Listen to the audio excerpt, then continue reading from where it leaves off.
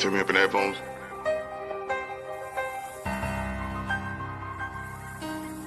Yeah.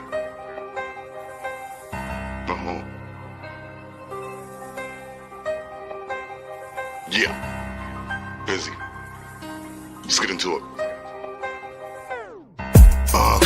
Peace, love, and happiness, so I can grab the piece. Start wildin' and clapping shit. Running with the rock in the jungle before Jumanji, nigga. Knocks come to not get low. Be hard to find me, nigga. Back talk, depending on the size. There's levels, my guys. Call me a clown to have my 2 cents. Show you my penny wise. You and me, mano, we mono. Gangsta, we gon' see. Call the Uber, bring it to you. Now this is who we eat. Serve a plate to get served, boy. I'll send the word, boy. Your youth start to shoot, word get back like you heard, old boy. That's personal conversation between the guys. Looking at Diddy like who ordered lobster with side of fries. Still ghetto, you still feel away. We still handle our problems with the steel and metal. Real settle, Henny in your face, stand still, fellow. Pocket taps better to give than receive, so let them like that money. Yo, what up, y'all? It's your boy DJ Duya in the building. And of course, I got my guy Jay Busy. You already know, you already know. We a couple days away from the big game, Super Bowl 60, but we had to jump in here. Pause. NBA is lit right now. James Harden was just traded to the Cleveland Cavaliers for Darius Garland and 2 first-round picks. Crazy. Let's just talk about that. I mean, this is Harden's what? 4th team, I think, since the of this decade. What's your first thoughts of the trade? My first thought was wow, bro, because now it's still gonna be, D-Mitch's team. It's still gonna be his Spiders team, but just to have that, you have a more experienced Darius Garland. Darius Garland was a young player that still wasn't trusted a lot, I feel like, in Cleveland. Not yet with the big game moment.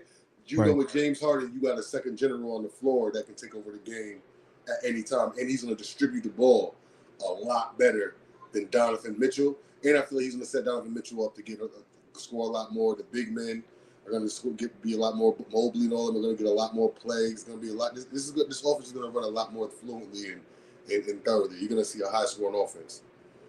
So you think so? I mean, shit, they didn't have to give up Evan Mobley. They didn't have to give up Jarrett Allen. They had just traded DeAndre Hunter for a couple of guys a few days ago. But, man, James Harden works his best. We've seen him in Houston when he had, like, the Clint Capella. Clint Capella was really not no killer, but to have a big man that could do the pick and roll with, hide alley-oops and all that. Right. You have a Mobley. Jarrett Allen's going to go get the ball. He's a defender. He's going to make Jarrett Allen and Evan Mobley are going to get. You're about to see the 4 to 6 more points added on to their average now with James Harden there. Yeah, no, I can't go against that. Yo, Darius, the way you talking about freak basketball and all that stuff, that's how I be feeling about college. I can't get into college until NFL is done. Yeah, I start with NBA from when it first starts. But shit, the Chargers ain't much better than the Jets. No, I'm fucking with you. Here we go. I'm a loyal fan. Sorry.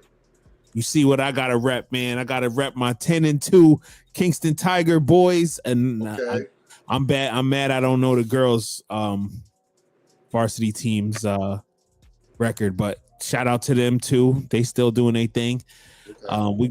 Kingston Tigers got a big game against who was it? Middletown on Friday, and then Burn Westerlo on Saturday. Burn Westerlo won the state championship last year. We lost to them up in Burn Westerlo. That's in the middle of Nowheresville, if you want to know where it's at. They got a 6'7" guy going to Air Force. But when I feel like, their gym is like, it's like going in a round-out center. Shut up, man. If you put like bleachers in the round-out center, that's how it feels. So I feel like when they go to Kate Walton, I can't wait. I feel like we're gonna have a better showing in Kate Walton, but we've lost 2 games this year to 2 formidable opponents. We lost to Shen, which is a upper. Yeah, they're different. Yeah, they're a bunch of Ricky Rose and they are, Bobby Hose.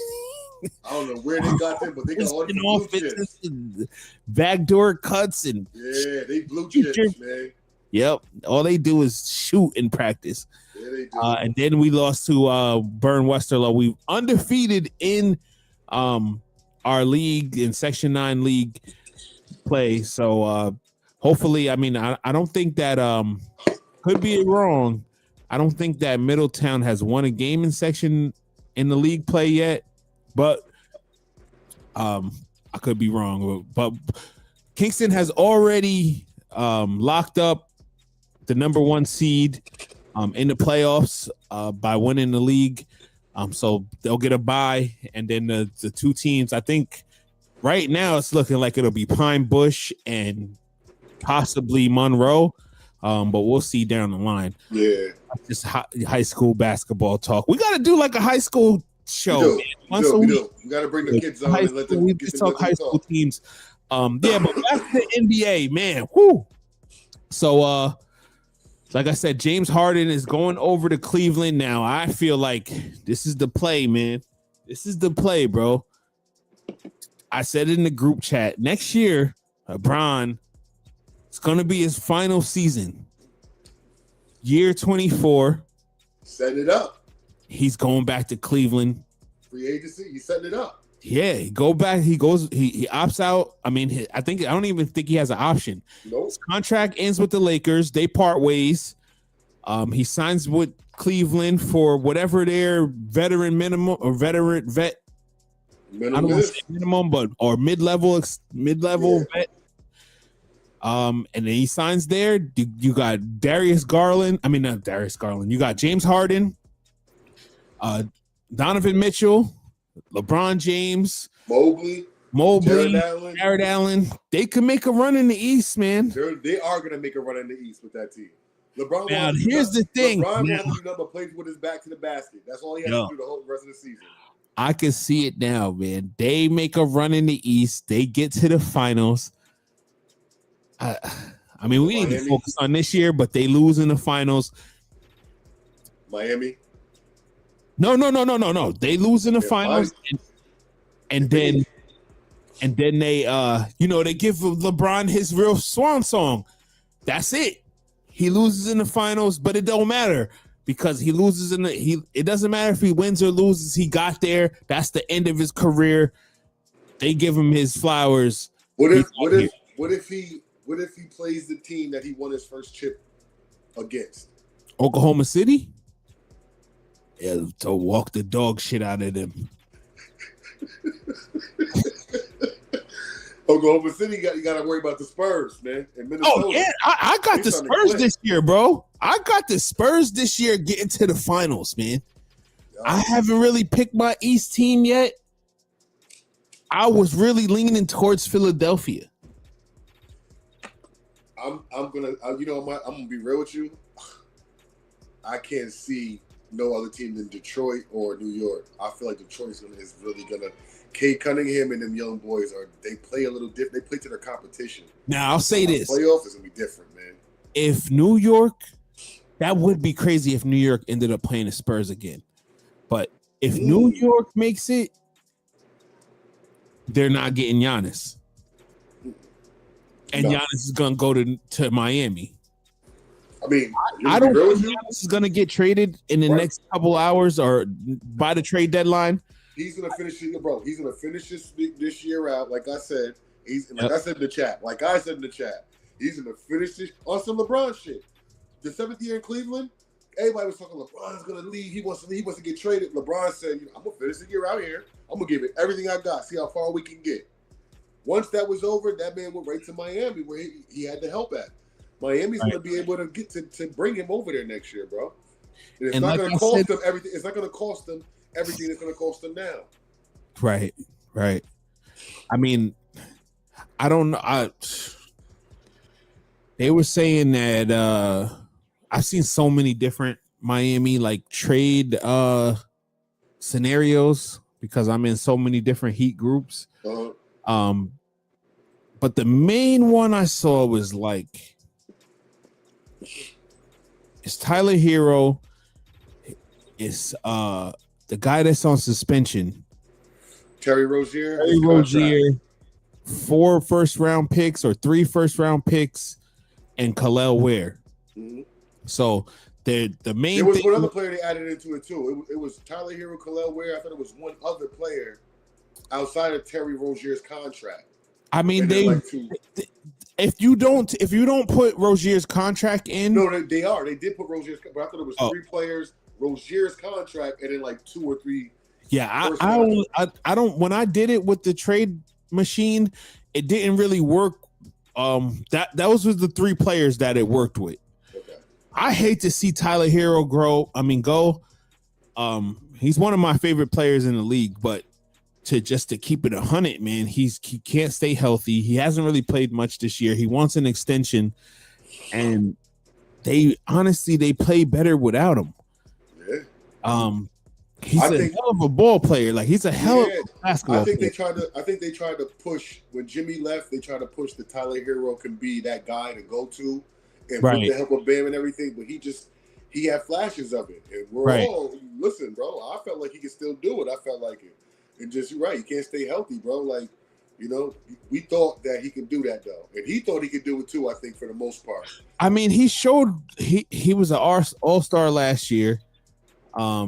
But when it came to the playoffs, like I feel like on a championship level team, Tyler Hero's your 3rd option. Yeah. You know what I mean? But listen, that's how his game is made, bro. We all thought, listen, that's how his game is made to be a 3rd option. He'd be a great 3rd option, a decent 2nd option, but to be the 1st, they try to push him to be the 1st, thinking he can do with Jimmy Butler and everybody else, and he's a good 3rd option, bro. He can literally be behind if you bring him over to the Milwaukee, let's say he goes to Milwaukee, I think you make Kyle Kuzma kind of step it up and try to be like your number 1 or 2. Because that's a 20-win season. He's number 1. that's Edgecombe. I mean, not Edgecombe. That's Debonsa. You tanking for Debonsa or Boozer, what it is, man? He's your number 1. Hell no. Listen, man. Listen. Who else is gonna be? What are you gonna bring? Tyler Hero over to Milwaukee, and he be your number 1 over there? I mean, I feel like you just going full tank mode for draft picks. Like you can't do that. Well, you can't do it this year because Giannis ain't going for it. Giannis is gonna tell you trade me if you're gonna do that. No, I mean, they already. He's not gonna play no more. I don't think. So they already gonna get a good draft pick. They're already in the lottery. Who knows where the NBA? Adam Silver could be like, all right, y'all gonna lose Giannis like they did for Dallas. I'm not on my Christie shit, but we know what they do. So he's gonna say, all right, y'all, you lose Giannis, we're gonna give y'all a top 3 pick. Facts. There's 3 good players. There's 3, what they saying. I don't want to say generational talents or none of that because that gets used too much. But there's 3 high prospects. Boozer, Debonsa, and the other kid's name. But yeah, so you get one of those 3 players, ticket sales. You could say, for the next 7 years, we got this guy. This is the next man. I only think that Debonsa is going to be. I think Debonsa is going to be something. The other 2, I think they're like role players. Peterson, there we go. Peterson. I knew Drew. I was going to say, and I was just about to say, Drew would know if he was on here. Yep. Peterson. Yep. I mean, the Nets have. I believe in Boozer. I believe in the Nets. Have to get one of those 3 players. Like they have to give the Nets one of those 3 players, and then they could give Milwaukee or Yeah, I say Milwaukee would have to get one too. If Giannis leaves, if Giannis ends up staying, which ain't really gonna happen, but he wants out. Giannis ends up staying, then they're not getting shit. They getting the number 10 pick or something. Yeah. But but Giannis is out of here. You know, Yeah, he wants to go. He wants to get out of here. I mean, I of course I want to see him go to Miami. I mean, they give up the best package. I looked at all the packages possible. Miami gives up the best package, bro. Do you think so? Because a lot of people are saying Golden State. No. But I mean, who is Golden State giving up? It's a Draymond Green, Kuminga. What's the other guy's name? The other guy off the bench. It's either Moses Moody and then like 3 first-round picks. So then, I mean, you get Jimmy Butler when he comes back next year off the ACL, Giannis, Steph Curry, and then whoever. Not Kuminga. Podziemski. Yeah, that's what we're going with. Buddy Hield. Pajinski. Buddy Hield. This is what we're talking about. Come on. Buddy Hield's trade bait too. Listen, they gotta bring Clay back. You might as well, because I feel like Clay will come back and actually do something. Clay is going to fit right back into it's a system that he already knows. He knows where to be on the floor. He doesn't have to take 1,000 dribbles. He just needs to be open. And Clay will get a lot more open spots being back in Golden State with a Giannis and Steph Curry and a Jimmy Butler than anything. Nah, that's true. Listen, all he has to do, all Clay got to do is just get his defense back. I feel like if he got his defense back, his three-pointer come back. That's what I'm saying.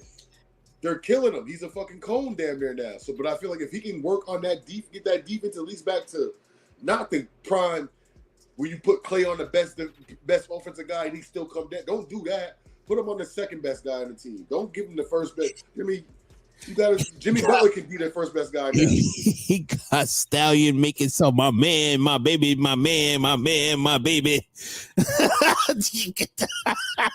Come on, man. He got Stallion making my man, my baby, my man, my baby, my man. yeah, come on, man. He's on his way out. Nah, listen. I feel like Giannis is faking all injuries, just like Harden did. When Harden said, "Oh, I got this calf strain." Bitch got to LA and played the same day. Yeah, remember he had gained like I don't know. They had made him look like he gained weight and everything. Yeah. It's crazy. He got to LA and had 30 his first game. Yeah, I mean, everybody. I feel like that's the new thing, though. This is the couple things that you could use, man. You could say my calf, mental health, or what's another one they could use that? It's the groin, the hernia and groin. Yeah, they might push you through that. Calf strain, niggas done popped Achilles off of that. Mental health, that's already a stigma. Yeah. You say, yo, I'm going through mental health, my calf. They can't make you do much, man. They gonna make you sit out. Unless it's the playoffs, then they gonna say, yo, man, it's what we pay you for. So you gotta get out there. But if it's December through,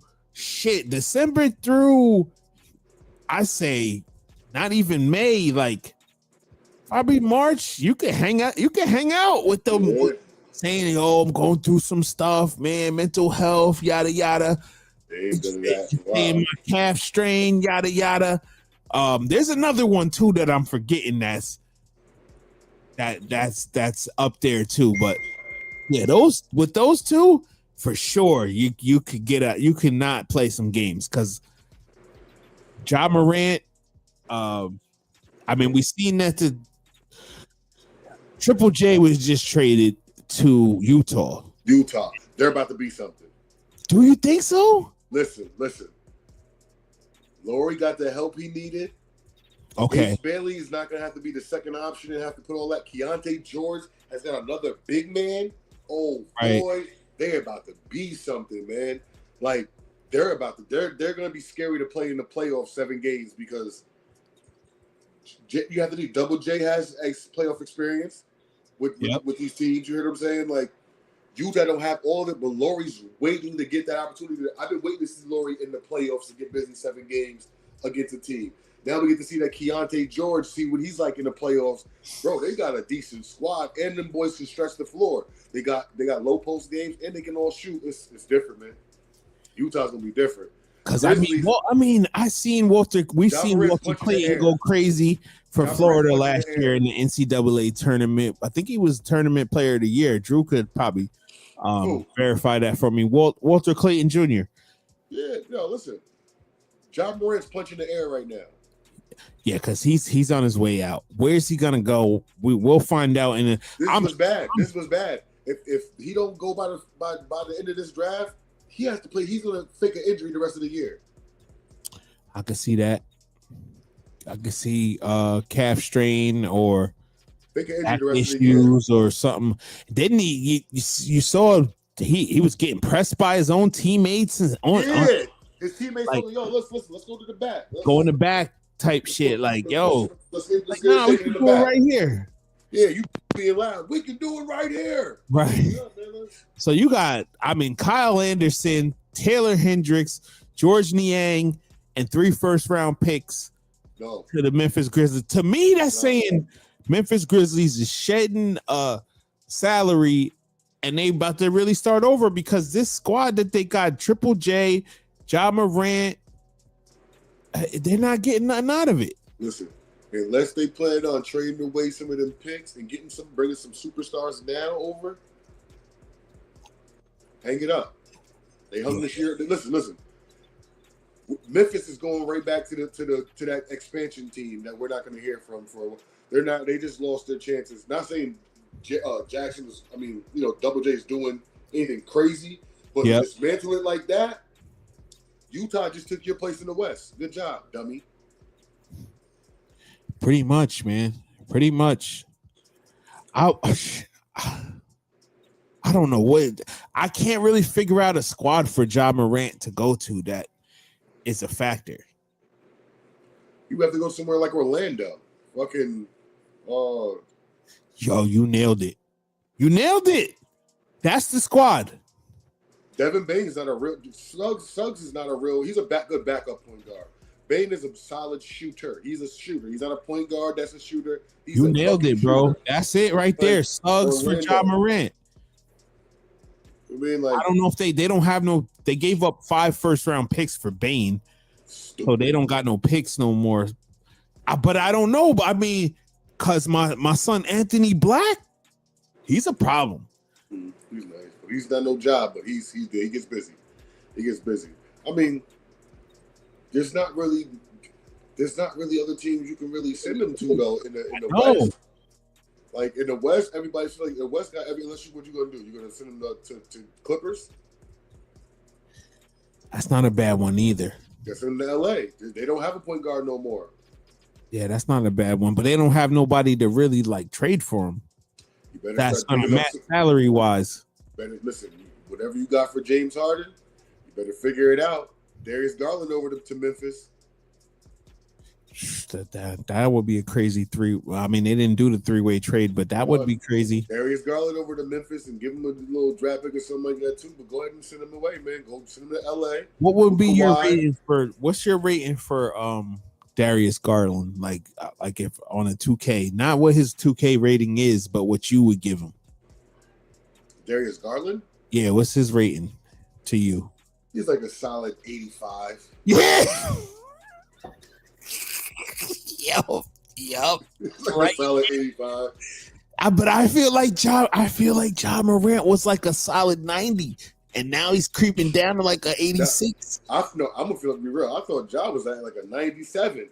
Nah, he was that high, bro. Listen. His ability to change a game, defensive wise, offensive wise, and just a dunk can change the game. A dunk gets him hype, and now he's dunking on you and fucking up your momentum. Now he's getting everybody else involved. You think at the highest point of Ja Morant's career, 97 he was better than Anthony Edwards at his height so far? I don't feel like Anthony's at his height yet.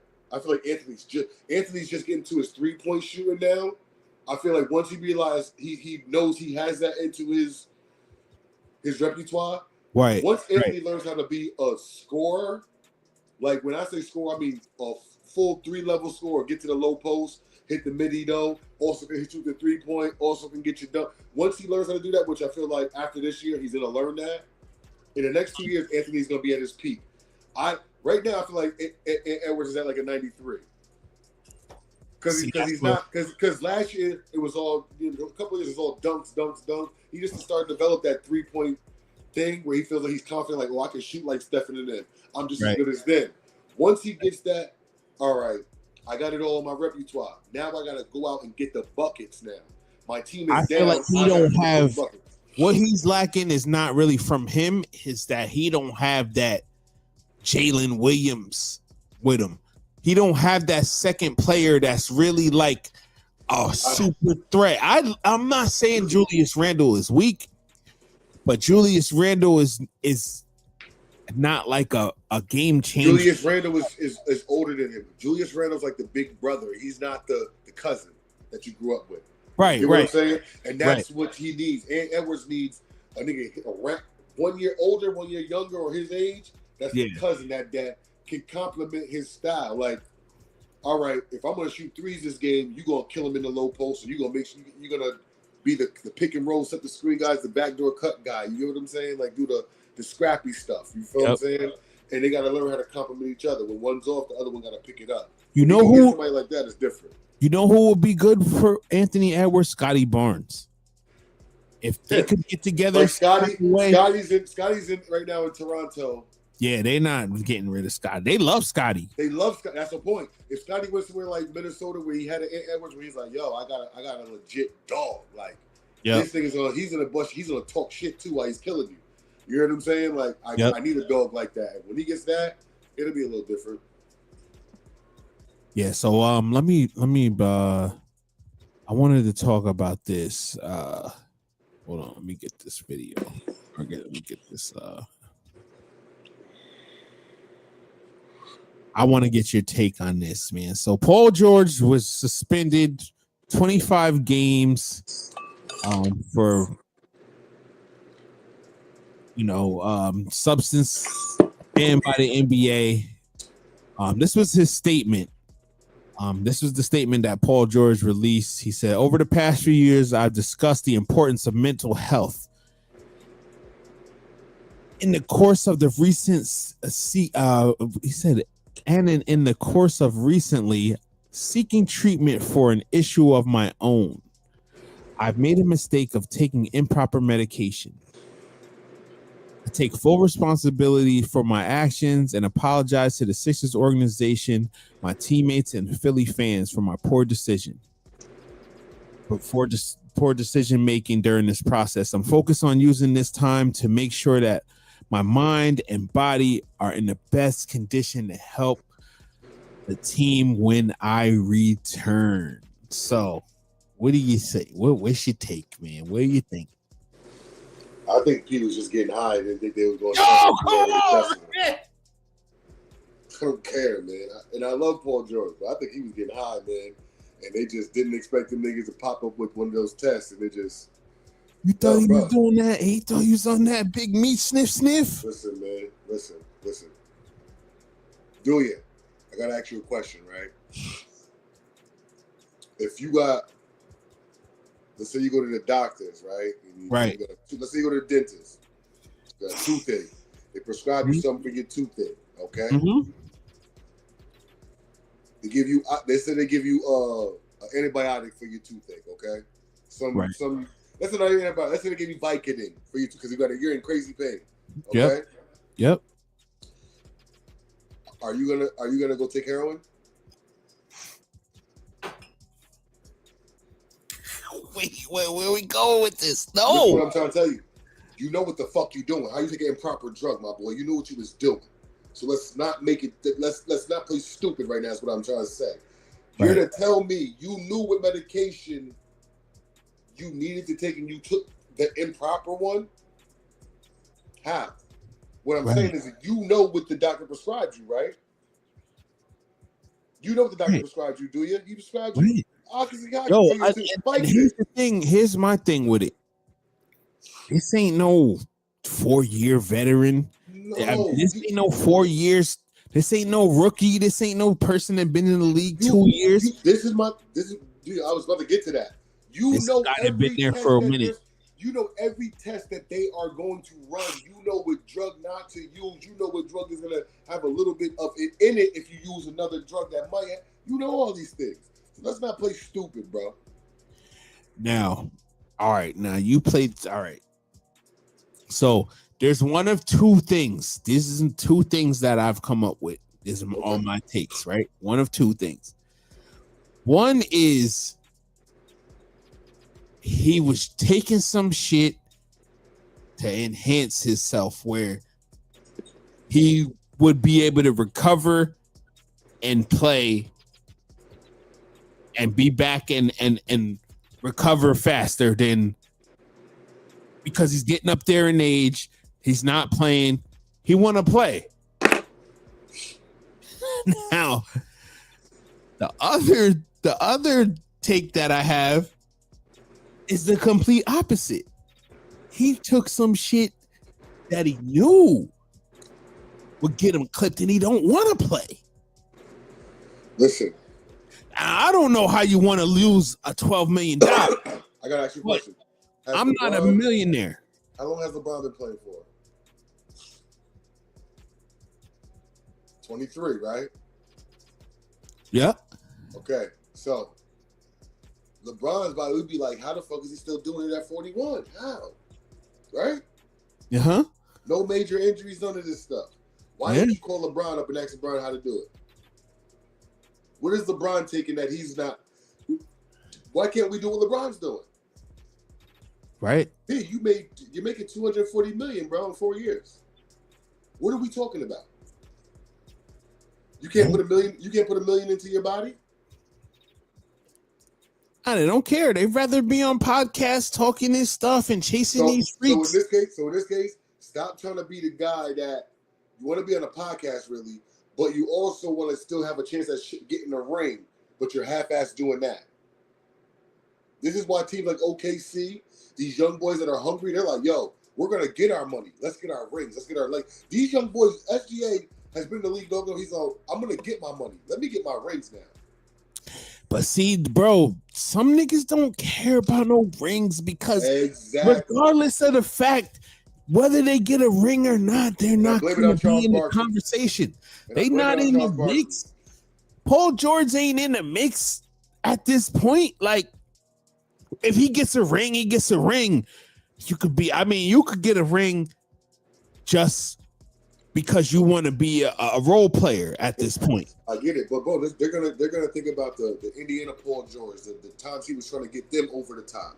They're gonna think about when he went to OKC and then Damian Lillard knocked him off. They're gonna think about that Paul George and trying to give him like he's finally did it. You get what I'm saying? Then he's gonna, bro, trust and believe me, there's going to be somebody somewhere that is going to put him in the category if he gets a ring. Do you get what I'm saying? Unless you, bro, here's the thing, man. And I'll give Gilbert Arenas this credit. Yo, if you... Man, that's fucking stuff, you know. Yeah, I'm going through the same shit. I don't know what it is. NyQuil, man. It's crazy. Yo, if you, rings don't matter too much, man. And I'll give you an example. Tony Parker, right? 4 rings. Who's better, Tony Parker or Allen Iverson? Listen, I'm biased because Allen Iverson is really legit. No, there ain't no bias. Who's better? Allen Iverson's better. Thank you. So he got 4 rings, a Finals MVP, and you still putting Iverson over him. Because if I gave Iverson a Tim Duncan and Ginobili too, Iverson would have probably had 6 rings. Yeah, 3 finals. None of it, but all that don't matter. He don't. I get it. He's still over him. So that's what I'm saying. You could have all these rings. If you a side nigga with rings, it don't matter, my nigga. It don't matter. Guess what? Unless you're the main guy. Unless you're the main guy, the rings don't count and it don't matter. Nobody gives a fuck about Klay Thompson's 4 rings. bro. I'm trying to tell you because they don't matter. He's not even. They didn't put him on the top 75. They put Dame over him, who got no rings. That's true. I'm trying to tell you, bro, the rings don't matter when you a side nigga. Scottie Pippen got 6 rings, nigga. 6. They don't put him in the top 30. I don't know why, because I definitely do. So that's what I'm just saying. Bro, rings don't matter, bro. Like if you're, if you're the main guy, right? Listen, so in France, Tony Parker is the nigga over Tim Duncan. In Argentina, Ginobili is the nigga over Tony Parker and Tim Duncan. Do you get what I'm saying? Where they're from, those rings do matter. From the U.S., we're like, nigga, we see the true story. We know what's going on. This nigga's better than them. But if you go to France, they're going to say Tony Parker over Allen Iverson. You go to Argentina. Hell no, they won't. Bro, they won't. They love Tony. You go to Argentina, they're going to say the same thing about Ginobili. He invented the Euro step. They'll tell you Ginobili invented the Euro step just because he used it more than people did back in the day. Right. I mean, he's the first. I say, oh, there he is. He popularized it. I say he didn't invent it. I say he popularized it. Oh, there he is. Yo, what's good, y'all? Man, what up? What's good? What up, man? We in the mix, man. So listen, I believe in you. Rings don't. They don't matter, my nigga. If you're not a star, if you're not the main dude, it don't matter. I see from both sides of the token. I get it. Sometimes rings aren't gonna matter when it comes to the pure talent, but then some people are gonna say, bro, this person got more rings than this person. But then you can always use is Paris better than Michael Jordan? Is Robert Horry better than Michael Jordan? No, we know. We don't. I'm saying I'm talking about stars too. Like Tony Parker was a star, bro. But you're not gonna put him over Allen Iverson. That's debatable if Tony Parker was a star or not. He definitely was a star. He was an all-star. He was a all NBA player. He's a Hall of Famer. All right, now answer this question. Just hear me out. You take Tony Parker off the Spurs, does he do that? We don't know. We can't say that, bro. Yes, I just said the same. We don't know. We gotta go with what happened. If Iverson had a Tim Duncan and Ginobili, he would probably have 5 rings. And we can't do it. We can't. I don't know. But what I'm saying if I had Bo Jackson's knees, I'd be in the league. We don't know. And Iverson's still Iverson. I'm still going to say that Iverson's better than Tony Parker. Right. No rings. I'm still going to no rings. No rings, just talent alone. People just put him on any publication. Tony Parker's not a top 75 player. Allen Iverson is. He's not. Exactly, but he got 4 rings. So the rings don't matter, bro. Like if you're not a main guy, the ring don't matter, bro. Don't matter. Klay Thompson got 4 rings. It don't matter. Nobody puts him in the rankings. They'll put Reggie Miller over him. At one point, he was in the rankings. Then I don't know what happened to him. They'll put Reggie Miller over Clay. But they'll put Reggie Miller for what he did. Versus basically, Reggie Miller's a one-trick pony. Because he did that against the Knicks for about a good 3-year span. That's why he's in where he's at. Other than that, Reggie Miller's not the guy. And to prove your point, they keep fucking with people because he only does Knicks games. Why the fuck is he at the Laker game the other night doing that shit? For what? For what reason? For watching 43? He led the league in scoring multiple times and he was league MVP. That's what I'm saying, Drew. The stuff that you're saying holds more weight than the rings if you're a side nigga. Yeah, but he brought an Aaron McKee, Eric Snow, Dikembe Mutombo, Theo Ratliff. No, right. Put that up. Fucking who was it? No, not George. What's the one dude's name? George Lynch. George Lynch was up there. Eric Snow. Snow was fat as hell now, but yeah. Bro, these was his teammates when he went to the NBA Finals. No, I know. That's one of the. I feel like listen, and we lost to the Lakers, man. Like my boy lost to the Lakers. He gave Who's him your what? boy, He gave him Iverson? 40? Yeah, that's my nigga. Listen, Iverson, Damian Lillard. I don't want to talk about He nobody gave him else. 40, right? He gave him 40 the first game. First game, give him 40. That was the only game they won, but it was in LA. That was the only game they won. But listen, man, we had Dikembe Mutombo was getting abused. They was doing whatever they want to everybody on the court but Iverson. I'm telling you, man, if you're not the main guy, the ring don't even. It don't matter how many rings you got. It does matter because you said top 75. It does. Let me ask you this question: is Wade top 75? Yes. Then the rings do matter. No, I think Wade. I think Wade. I think Wade's for one of those rings. I think the way Wade's push that 2006 with Shaq. Right. I think that's what really put him on the map. Okay, what about Chris Bosh? The 2006. So Chris Bosh is not top 75. Marquette, Dwayne Wade. I knew him, but when that 2006 Dwayne Wade was like, "Yo, this nigga just lit up in the finals, bro, out of nowhere, lit up like, he took over. He took it like that was the most dominant finals for football, like one of the most. Like Dwayne Wade literally took over that series. Like, yeah, because Shaq handed it over and said, "You run with it, Flash." Yes, I agree with you. I'm just listening. Most of the points I'm agreeing with you. I'm just doing it for content and throwing shit there. But except for the whistle part, I think Reggie Miller. I think he's overrated. I'm gonna be real. I gotta agree with. Now that he put it to M, I gotta agree with M that he just. I think Reggie Miller's great, but then it's like he has a point. That 3-4 year run that he was fucking with the Knicks is really why we know Reggie, because Mike was beating on him. Yes. And then the 1 year they had to run, Artest and them fucked it up for him. Right. There you go. But hold on, that year though, that was more the young boys' year than Reggie was just the vet. Yeah. Like he was the starting veteran that lit it up when he needed to, but it was more Jermaine O'Neal, you want me to tell you who Steven Jackson and all that. You want me to tell you who carried him and he don't get no respect for that shit that year? One of my favorite players, Jalen Rose. Jalen Rose on that team, coming off the bench, was going bonkers. Lefty. Fat Five.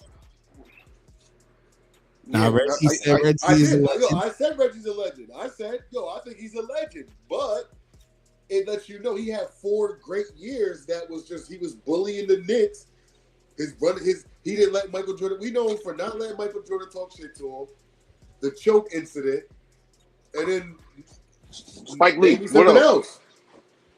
What's crazy, if you went crazy over a 10-year span for a team, right? Mm-hmm. You went to the playoffs and you can't flame out in the playoffs. Now you can't flame out. You can't be like James Harden, right? Mm-hmm. You give it your all. You'll be over a nigga with 4 rings, 3 rings. That was a side nigga. I'm telling you. You got the list pulled up? What list? I could tell you any. Top 75. Who you want to know? I know the top. No, just give me the last 10. All right, let's see. Because it's not really in no order though. I know, but giggles. All right, 75th anniversary squad. Here we go.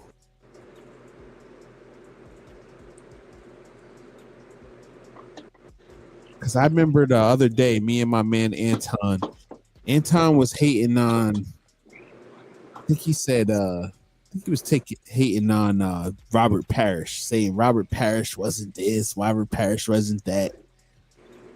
I was like, Parrish was an all-star. He's a top 75 player. And Robert Parrish's defense, because of our age, we never seen Robert Parrish in his prime. He did what he had. He did what he had to do on those Celtics team. Play defense and rebound. Right. And so you know what I'm saying? We never seen him dominate and go crazy. I'm getting it up. You making the producers work. No, I'm just trying. I'm just trying to figure it out because we're saying top 75, right? I understand that it's always going to be. Look, I don't know if you can see it, but I mean, those are the guys. I can't really see. All right, hold on. Oh, they had the Pro Bowl. Nobody Yeah, watching that shit. Man, that was one of my. The Pro Bowl is bullshit, man. I was just watching that before y'all got on. Shador threw a pick. Jesus. Yeah, but it was Jamar Chase and went through his hands, and then that was Shador threw that pick. No. Yeah. Damn, he threw two of them. He caught two of them. Yeah, they still got Shador in there. It's 44-28. He's still in there. Second quarter. All right, I got an argument. Oh, here we go. Love the guy to death. Is he in there, the top 75? Why is he in there? Put it like that. Who? That's Dominique Wilkins. Damn. He didn't win. I'm going by what you're saying. He didn't win. That's what I'm trying to tell you, bro. That's what I'm trying to tell you. But he never really dominated either. Why is Lenny Wilkins there? I don't care about him. Well, Lenny Wilkins won the championship as the main guy for Seattle. What year? Seattle. What year? 70-something. 79. All right. I'll even say the same thing, even though I still think he's the dirtiest player in the game, John Stockton. And I love even though he leads. I love Steve and Dirk, but I think they give Dirk and Stockton. He beat Miami. You gotta respect Stockton's statistical pick and journey. roll. You gotta respect his stat journey because it's unbreakable. Him and Malone made this pick and roll popping. And you're not breaking their stats, man. You're not breaking that record. Who else I seen that was questionable? Hold up. Wes Unseld? I'm only go by people I've seen play. Okay, so let's do that then. I don't think Westbrook deserves. Peyton's skeptical about being in this. Nah, he's not skeptical. Why? What did Peyton do except for play defense? He exactly. didn't win. Defenders gotta be up there too, man. Yeah, but defenders that win. About it. You can bust your ass and be a top number one defensive. This is crazy. So you just going by what I was just saying. The rings don't matter if you're not the main character. Then if you gotta put Gary Payton in there, why Sean Kemp ain't in there? I definitely don't like the Charles Barkley at all. Because, like I said, man, you just making my case, yo. If you're not the main, if you best supporting actor, or you in great lines in the film, you're not up there. They're not gonna give you the right accolades. That thing is skeptical, just like the NFL Hall of Fame now is gonna be bullshit and skeptical, because it's all going to switch. Because you're not going to knock people out. You're going to keep adding on. It's going to go from 75 to the top 100 to the top 125. You know what I'm saying? Yeah. So, but they're not going to give niggas that didn't make it the nod like that, unless you was right on the cusp. Pause. Unless you really was right there, and they feel like they made a mistake. Okay, let me ask you this question, just because we're talking relevant times. I didn't see James Harden's name up there. He's up there. He was? He is. Okay. Yeah, he's up there. He's up there. Shouldn't be, but he's up there. No, he should be up there. He's over. He's over your mans. What is he? What have they both done? The same thing. Same thing. I was going to say Dame don't do it. I was going to tell you I was talking about Iverson. No, we're not doing that.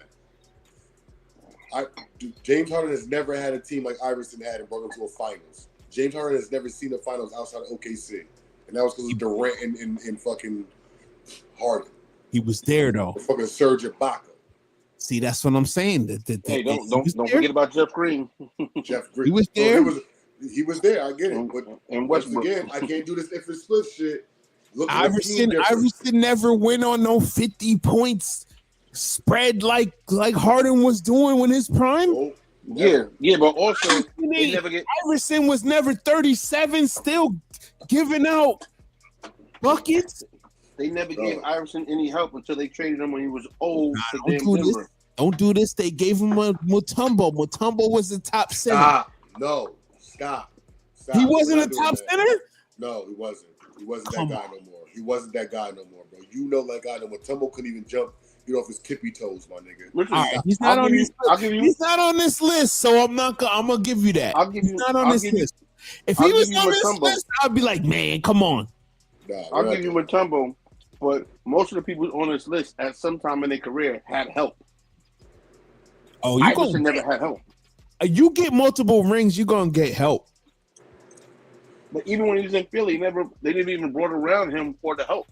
And then when they got him in Denver, they fucking George Karl didn't like him. Yep. And then he had a squad with Melo and J.R. Smith and all them. I wish I had the pin. I wish I had the circle pin for this. It's this guy right here. Can you y'all can't see? Can you see me circling it? No, say the name. Anthony Davis. Man, what about Charles Barkley? I'll take Barkley. I'll take Barkley over AD. I'll take neither one over neither one. I don't know why are they even up here. Why is Barkley even up? What did Barkley do? What did he do? He had a good season in Phoenix. That's his best year with him. No. Barkley. His run. Barkley in Philly was good. What did he do in Philly? Where did they go? They went to the finals his rookie year, I believe, when they had Dr. J and Maurice Sheeks in them. Nah, he wasn't on that squad. No, he wasn't. Moses Malone. No, nah, they came after. What you saying? It makes sense. I'm just saying he gave out work.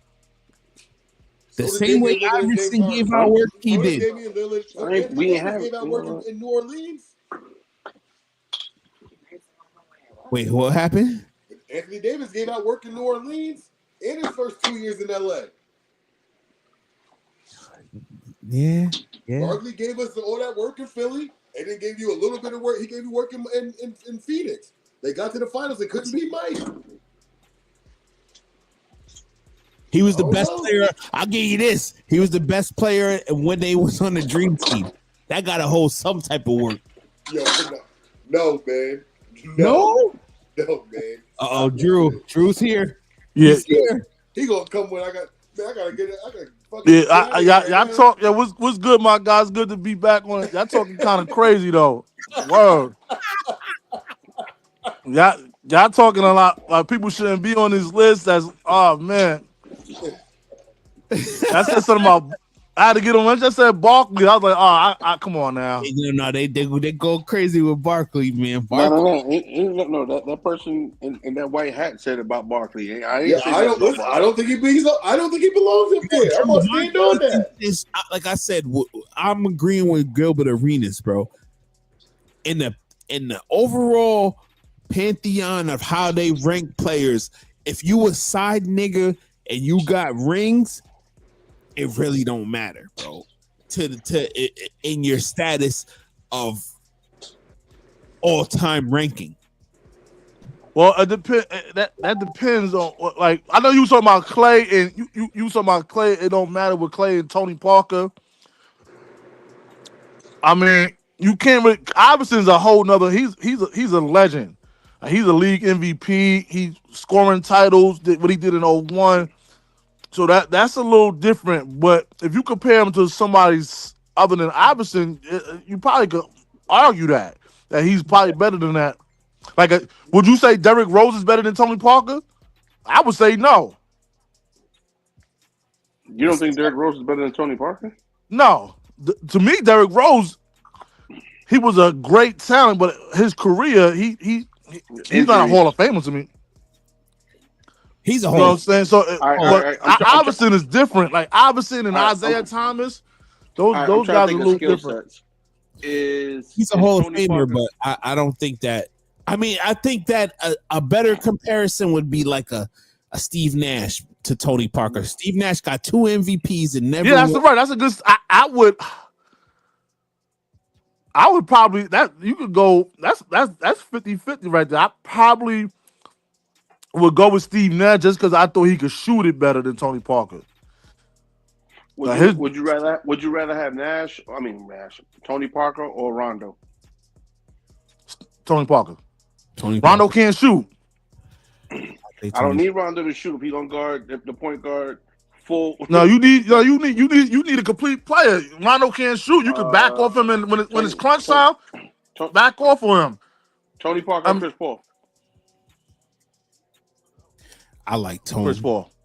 I like Tone, man. I'm not taking nothing from him. All these guys is great, but I'm just saying, like, But it's Chris Paul, but not Rondo. Rondo to me is a notch below them. Tony Parker or Isaiah Thomas. Come on, You man. about Detroit Pistons, Isaiah Thomas? No, we're not doing that. Yeah, he's the greatest point guard outside of Magic. Over Steph? Steph's not a point guard. I mean, Who? Isaiah Thomas is better than Steph Curry. Whoa, what?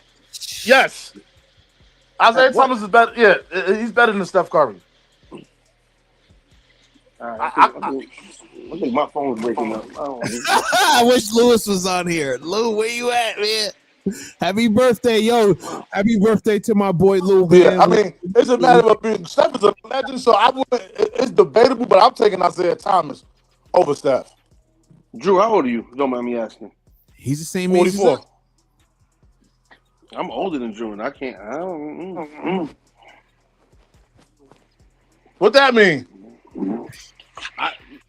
I'm taking Steph over Isaiah Thomas. That's just me. Why? Because you saw more of them? No, huh?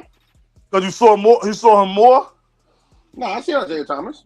I'm 40. Oh, that's what I'm saying. Like Isaiah Thomas, like even in his early days, like before, like you could that we never seen him. I've never seen Will Chamberlain, but I could go back. You could go put 5 minutes of video of him and say he's better than 99% of NBA players that ever played. Well, yeah, well, no, we started. Like if you see with your eyes, I'm not talking about you in general. I'm just talking about any basketball fan. Any basketball fan, you could put on old film and look at a great player and say, "Oh yeah, I can see why he's considered an all-time great, no matter what era he came from." You know what I'm saying? Here's the reason why I say I take personally, and I'm not even a big Steph fan, so I'll take Steph over Isaiah Thomas. I'm listening. Steph, all right, it comes down to just the shooting part. That's well, he is the greatest shooter ever, and he did revolutionize. He did change the game. Right. Yeah, for the work. Handles are the same or close to the same. But I just like Isaiah Thomas personally. Now I'm not going to debate. Okay. Right. That's my preference. Yeah. Right. Okay. You know what I'm saying? Right. That's my preference. I mean, I think Isaiah Thomas. He'll give you about 20, 21 points. 75. He's going to give you 12, 13 assists. Steph Curry going to give you 27 points and pay you about 5 or 6 assists. You know what I'm saying? But it's also different eras because, like, it's tomato. We keep going around in circles. Right. We don't know what Steph could have done because Steph was never told, "I need you to go out there and create for yourself." Steph was the babyface assassin that basically said, "I need you to go out there and do what you do best is shoot." Right, that's his strength. That's his strength. Whereas Isaiah's strength was creating for other people. Right. No, he's a scorer too now. Right. No. But too. Understandable, but look at the whole scripture of things. Steph was never put in a position to say, "Okay, I need you to go out there and get me 30 and 10." It just so happened that he'll get 30 and 10. Whereas Isaiah Thomas, he'll get you, like he said, probably 21 and 15 and a couple of more steals. You know what I'm saying? The best thing that ever happened to Steph, because in his first few years, I ain't gonna say he was a bust, but you wanted to see more from him But Mark Jackson was probably the best thing that ever happened to him for his career, and Klay Thompson, because he utilized their skill set. He said, "Yo, these dudes can shoot," and just gave them the ultimate green. Right. And gets no respect. I hate that. You know what I mean? And Mark Jackson, and it's all started really with him. Yo, listen, y'all got the green light. Shoot where you want. They don't even acknowledge Action Jackson no more, man. That's some bullshit. Yeah, you know what I mean. So Steph definitely changed the game. But like you said, it's like tomato tomato. You know what I'm saying? But it all goes back to what you were saying, do you, as far as rings don't really matter. To an extent that is true, but it also depends on who you comparing as well. You know what I'm saying? Like Right, right. So it's like kind of hard to say. Of course, I think Allen Iverson overall is just a better player than Tony Parker, whether it was rings or not. You know what I mean? Is AI's is on the whole. He kind of changed the game as well. All right, Drew, You what do know, you think about? Because I said Dominique earlier. what about Dominique? Oh yeah, you say he shouldn't be on the top 75. I'm just looking, and I think it's almost He like put the up Hall of big Fame. numbers for like a 10-year period. It's kind of hard not to say that. Was it 10 in Atlanta? I didn't think it was 10 in Atlanta. Was it? I mean, from like 84 to like 94, he put up big numbers. No. I understand the man did his thing, but is he known for putting up numbers, or is he there because him and Mike had that great dunk contest? No, I And he think had it's that. more. I No, think it's no, more. no. I think it's And more he than had that that, little. though. He had that battle with Larry Bird when he was a rookie. Yeah, but he had a good you put up 84 to 25 94. plus points a game for a 10-year stretch. You a top 75 player. You know what I mean? Now, did he win at the? Did he win at a like Yo, make deep playoff runs? No, he didn't. he was putting up Can't go But about winning. he was putting up buckets, bro. so I mean, if you can't go by winning, then you going by his stats. He definitely belong up That's there. what I'm. That's what I'm Yeah. asking. We're not going by winning because Yeah, you look. Yeah, you look at it. If you look If at you go his by his statistics, stats, bro, he he was definitely after his second season. belongs up there for sure. Look at his The points. same thing with Barkley. Like Barkley put up big numbers before he went to Phoenix. He was putting up Right. Yeah. when he was with Philly. He put up big numbers in Philly. 21, 27, 30, 29, 30, 26, 26, 25, 28, 29. That's Dominique from 80. We good? Yeah, 82 to 83. I mean to 93. So Right. that's 10 years of work. Which they're not going to admit it, but which McCoy saved his career and being in that top 75. Oh, Tim Duncan saved David Robinson. he saved him? No. Yep. No, he didn't. No, he didn't. Oh man. Now David Robinson definitely belongs up there. His career before Tim Duncan was top 75. He was top. You gotta remember, wasn't he top 50 before Duncan? Yes. He was 50, but he was top 50. So that's top before 50. Duncan got there. Right. So you can't really say. What I'm saying is, if we're going basically off of, are we going off of stats now or winning? Are we going off? Yeah, his stats before Duncan was crazy because his stats dropped when Duncan got there. No. Yeah, that's what I'm saying. That's why I hate. I'm just having stuff for conversation just to make conversation. Right. But the whole thing with that is, are we basing it on there's no basis to it? Just like the damn Hall of Fame with this whole bullshit. Like there's no basis to anything. It's all opinionated. So why even have? You see what I'm saying? Right. Yeah. Right. But that's why they got the panel with Man, I think it definitely needs to be some changes. They don't know what the hell they talking about that panel. Right. A lot of it's bias. It's bias. Like but go ahead, and I'll keep cutting you off. Go ahead. I know this ain't football talk, but let's face facts and talk whatever. No, we go. For Bill Belichick not to go in unanimously in the Hall of Fame on his first ballot because he don't. I feel like he don't deserve it, bro. Yeah, you know how some of these reporters are. He cheated the game and he had no integrity. Yeah. Some guys gonna hold grudges. I mean, we all know, like Barry Bonds and Roger Clemens are first ballot Hall of Fame players, but they got caught up in that steroid scandal, so they got to pay the unfortunate consequences for that. Answer these two questions because I don't believe in double jeopardy, right? So if you find me and everything like that, I'm gonna use I'm gonna use It's a whole Bill different entity, Belichick. though. The Hall of Fame It's is a not. whole different entity from And the NFL or from the NBA. It's a whole but different no, entity. this is not even the regular Hall of Fame. This is the Senior Committee Hall of Fame. It's not the regular Hall of Fame. It's the Senior Committee that You're still elects going three into people. the same canton. You still going to No, the Is Duya on mute? I can't hear him. You can't hear me? No, I understand they all go. You hear me, Drew? I hear you, but I can't hear Duya. Is he on mute? No, he's not on mute. You might have to go out and come back in. Yeah, just okay. Yeah, tell him to go back out. I'm gonna do that. Okay. All right. Yeah, but the fact of the matter is, like, somebody said like this: can you tell the story of the NFL without Bill Belichick? No. All But can you tell the story of Bill Belichick without the cheating? No, you can't. Exactly. You have to bring that up. First ballot Hall of Famer. So what? But what do you think? I don't know. We used to run a joke and call him Bella Cheat for a reason. So I don't know. Right. So you got that on your jacket, bro. You can't take that off. You got that on your jacket. You shouldn't have cheated. You shouldn't have did all this weird shit. So let me ask you this, and I can't wait for, I think it's either 2 years or 3 years. Then Brady shouldn't go on first ballot.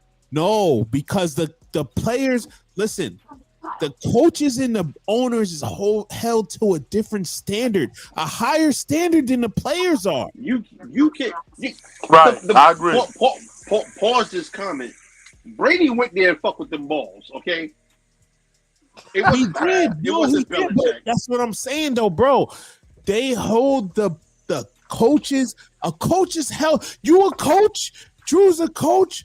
Yo, you held to a higher standard than the players are. I understand all of that, but what I'm saying is same rules for everybody. No, bro, you held to a higher standard of morality, everything. If they was on the same team and knew about this shit, he can't go first ballot. He can't. He's first ballot, bro. He's going first ballot. They're not stopping that. He's going first ballot. What I say is, with all the I thought the same thing, but with Belichick not getting it, I don't think it's as easy as you making it sound no more because. Nah, they're gonna put Tom Brady. They're not gonna stop Tom. For me, Drew, I feel like this. With all the backlash, I'm kind of rethinking it, but I feel like they're gonna give them all. They're gonna let them all in the same time. Kraft, Belichick, Gronk. When's Brady in? He got 2 years, so that's what's fucking it up. He got 2 years before he can get in. And so Brady and Gronk ain't retired the same year, did they? No, Gronk retired a year, I think, before him. Yeah, so no, he retired a year before Brady. Oh, okay. Because he wasn't on Tampa Bay the last year. But so Gronk is eligible next year, and Brady is eligible the year after that. Okay. But I feel like they're gonna say, "Yo, listen, we're gonna let y'all all in. Y'all can all go in together as the Patriots. We're gonna let all Patriots in at the same time. Yeah, all y'all going at the same time versus Eli. Have Eli Brady, probably like a who's another dude that would get in from the Patriots? Vince Wilfork. You think all of them gonna go at the same time? Yeah, I think that's what they're gonna do. And then this is how they're gonna fuck it up though. They're gonna put Eli in there just to fuck with him. My boy is screwed. He not forward. He ain't getting in there no time soon. No, he gonna get in there. He gonna be on his. By that time, he's gonna be on his fourth time. They're gonna let him in. Yeah, I've been looking, and and people keep saying it, and y'all keep bringing it up. And now y'all got me second guessing it. Besides the playoff runs, Eli don't got the numbers. Yeah, I told you. Yeah, I said that earlier. He's not a bona fide Hall of Fame player. And the more and more I look at it, and the more and more I see it and think about it, this comes from a Giant fan. He ain't getting these 2 years where there was no quarterback. Well, we got Drew Brees this year, but every other quarterback's going to have better numbers than him. That's what I'm saying. What's going to be the basis on the Hall of Fame? Every other quarterback coming in. He's going to get in because you can't tell, like you just said, you can't tell the story of the NFL without Eli Manning. So he will get in. And he will get in. He won't be like how the guys that got in over I want to say like Roger Craig and all these guys got in this year as senior guys. He's gonna get in on his ballot. He's gonna get in. Roger Craig went in as a senior guy. Yeah. So like he's gonna get in like where Chris Carter got in, like 5th ballot, 4th ballot, somewhere there. I hope. But he goes. Let me ask you something, Em. Since you're a Giants fan, do you think Eli was a better quarterback than Phil Simms? They both got 2 rings. Big game, yes. Yeah, he was better because Phil Simms didn't really play in the second championship. No, he didn't. That was Hoswetter, right? That was Right. Hoswetter. But he played most of that season though. He got hurt. He played till like 11 Put games. like this. I don't think there's very few quarterbacks that I think that would survive that run we had when we went to Green Bay when it was minus 30, and then him getting beat up in San Francisco. They should call police on the motherfuckers for the way they kept hitting our guy. But I don't know how many he kept getting up. And then those throws he made in the Super Bowl, the whistle call throw to me might be the best throw I've ever seen in my life. Manningham. The Manningham throw. Manningham throw is the illest. Yo, did you ever see the behind the scenes when Belichick said, "Yo, take away such and such. Yo, make him throw it to Manningham. Make him throw it to Manningham. Throw it to Manningham." And he threw it to Manningham, bro. That shit's crazy. They was like take away Cruz and Knicks and make him throw it to Manningham. Make him throw it to Manningham. Yo, that was crazy, bro. And he threw it to Manningham, and Manningham caught that shit on the sideline. Yo, that's my greatest prediction ever, bro.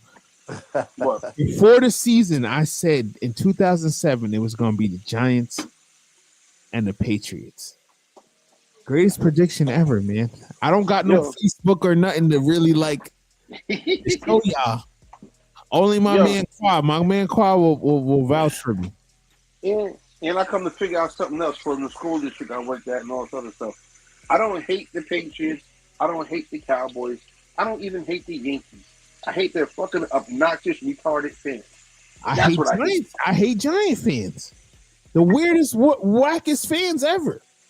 When the Super Bowl be like, "Yo, Tom Coughlin, fire him, get him out of here. He's terrible." Yeah. Now look at you, wishing Tom was there. Y'all hated on Eli Manning for his whole career. Eli sucks. He's throwing that yada. But listen, when you heard that, right? And Daniel Jones and whoever's there now. Whoa, Daniel Jones did suck, and I was right. So don't start that shit. Everybody yelled that Eli sucked shit because they thought Eli was gonna be Peyton. They wanted those type of Peyton numbers. Eli was more of a game manager. I never even came around. When he was at Ole Miss, I thought he was going to be dirt. I thought he was going to be top soil. They went off the Wisham. They're going off the name. That's why I'm kind of glad Wisham went back to school. Oh shit, it's 10 o'clock. I need to go to bed. I'm glad Arch went back to school. I seen you was on. I literally just came home because my varsity team and JV team they played today, and I was doing the shot clock in the book, making a little extra money. Okay. I just walked in the house and I seen you was on. I was like, let me. All I heard was what's y'all boys looking like this year? My varsity team struggling. They caught a bad one today. They lost to Maple Hill by 20 tonight. Shit, I don't even know Maple Hill. But my team, you're gonna laugh at this, but like what? We 7-3, right? Our 3 losses are Hudson, Water Elite, and Kasaki. We just put my team, the I coach. We just put a 20 bag on Catskills last night. Okay, which squad you got? Like freshman? I got the middle school squad. Oh, modified. Oh shit, Hudson, varsity is looking good this year, man. Yeah, they got that kid Keith, but I seen Kip play against my school. This one kid dropped a 50 on us. I was like, God damn, easy 50. Damn, we dropped 50. Easy 50. Wow. How your boys' teams doing?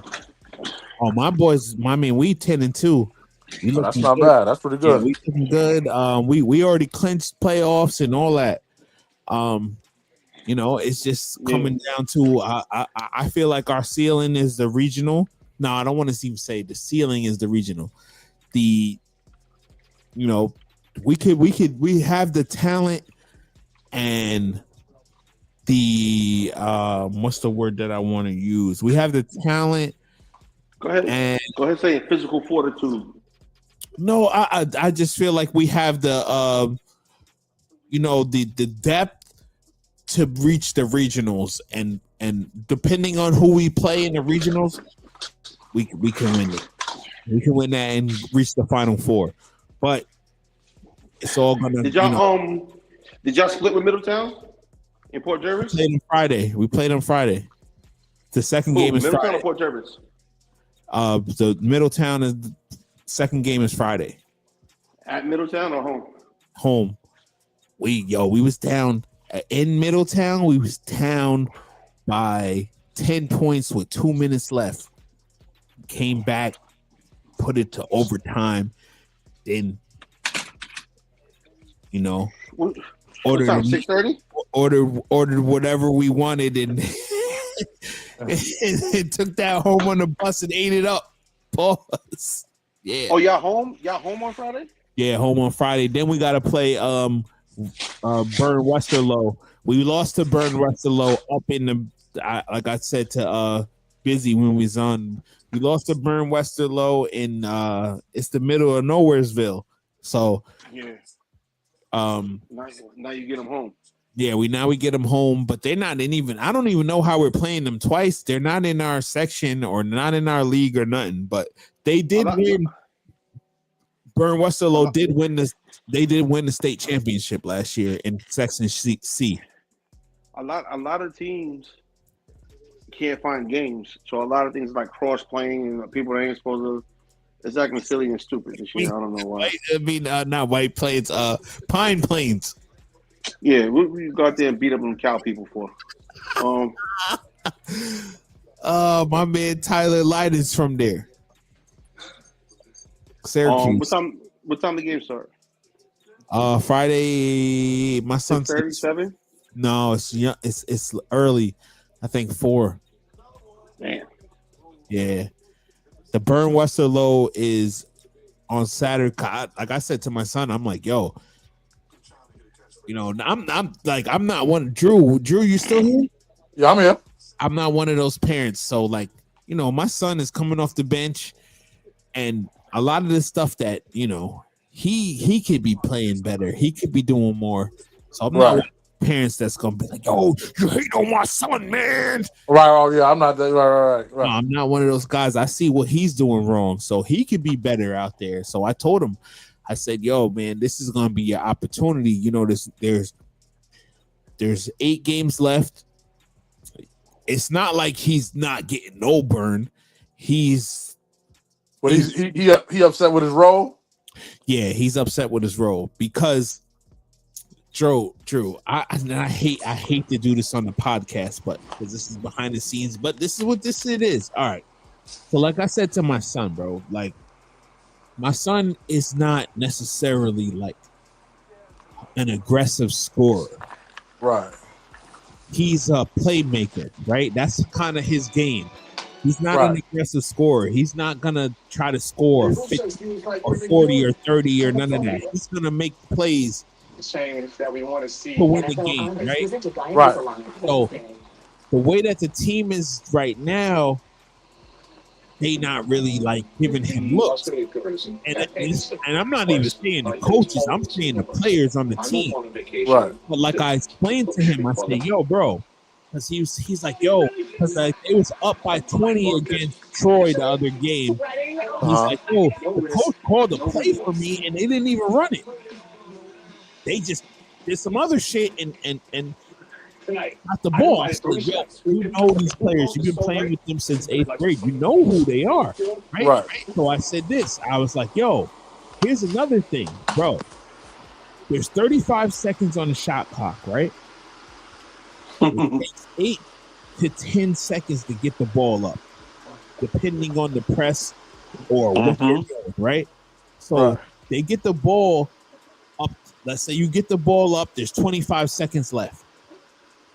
I'm the point guard. I pass it to you. And you immediately pass it back to me. I pass it. I make a move. I pass it to him. He passes it to you. You pass it back to him. There's about 9 seconds left. I'm not passing to you again. Right. You don't want the ball, nigga.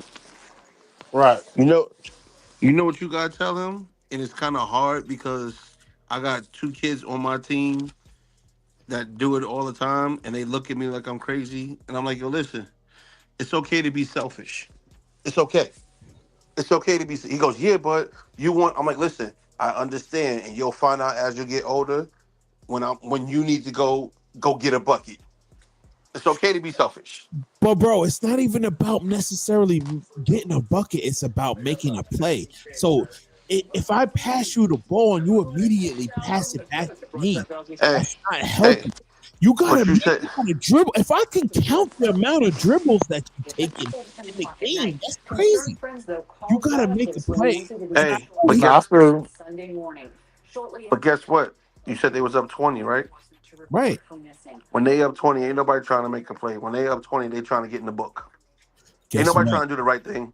Yeah, no, because the one kid he's trying to make his name, he was trying to dribble through. He's trying to dribble through the press. And guess what? Dribble through the press. The coach allowed that, bro. They up 20. He ain't gonna yank him out. Oh yeah. They up 20. Well, even if you up 20 though. Yeah, like, but guess what? That 20 turned to 7 real quick. Yeah, that's one thing. If it's a man press, then that's different. But if it's like a zone press, like if a team is doing like a 1-2-1-1, like a diamond press, you better not dribble through the press unless you motherfucking Pearl Washington. He turned the ball over 3 times, and he's a good. Oh no, you coming out? You coming out? Yeah, you coming out? You coming out? You coming out at the one? You coming out? No, you coming out the second one because at the first one I'm gonna give you a warning. Like, no, that's not how we play. If you do that again, you coming right next to me. You can't. You know what I mean? But some coaches, it depends on the game. Like you say, we up 20, but even up 20, see how you said the game got to 7. See how that changed so quick? So quick, bro. It's changed so quick. Right now, let's say you lose a game like that, everybody's talking about, oh, the coach can't coach, or the coach don't know what he's doing. It's gonna fall on the coach for you. Know what I'm saying? You gotta be careful with that. Third quarter, they went up 20, and everybody in that really hasn't gotten significant time. So they went with the whole bench. The one kid comes off the bench, but he was the starter. I say he was the starter for 7 of the 10 games that we had so far.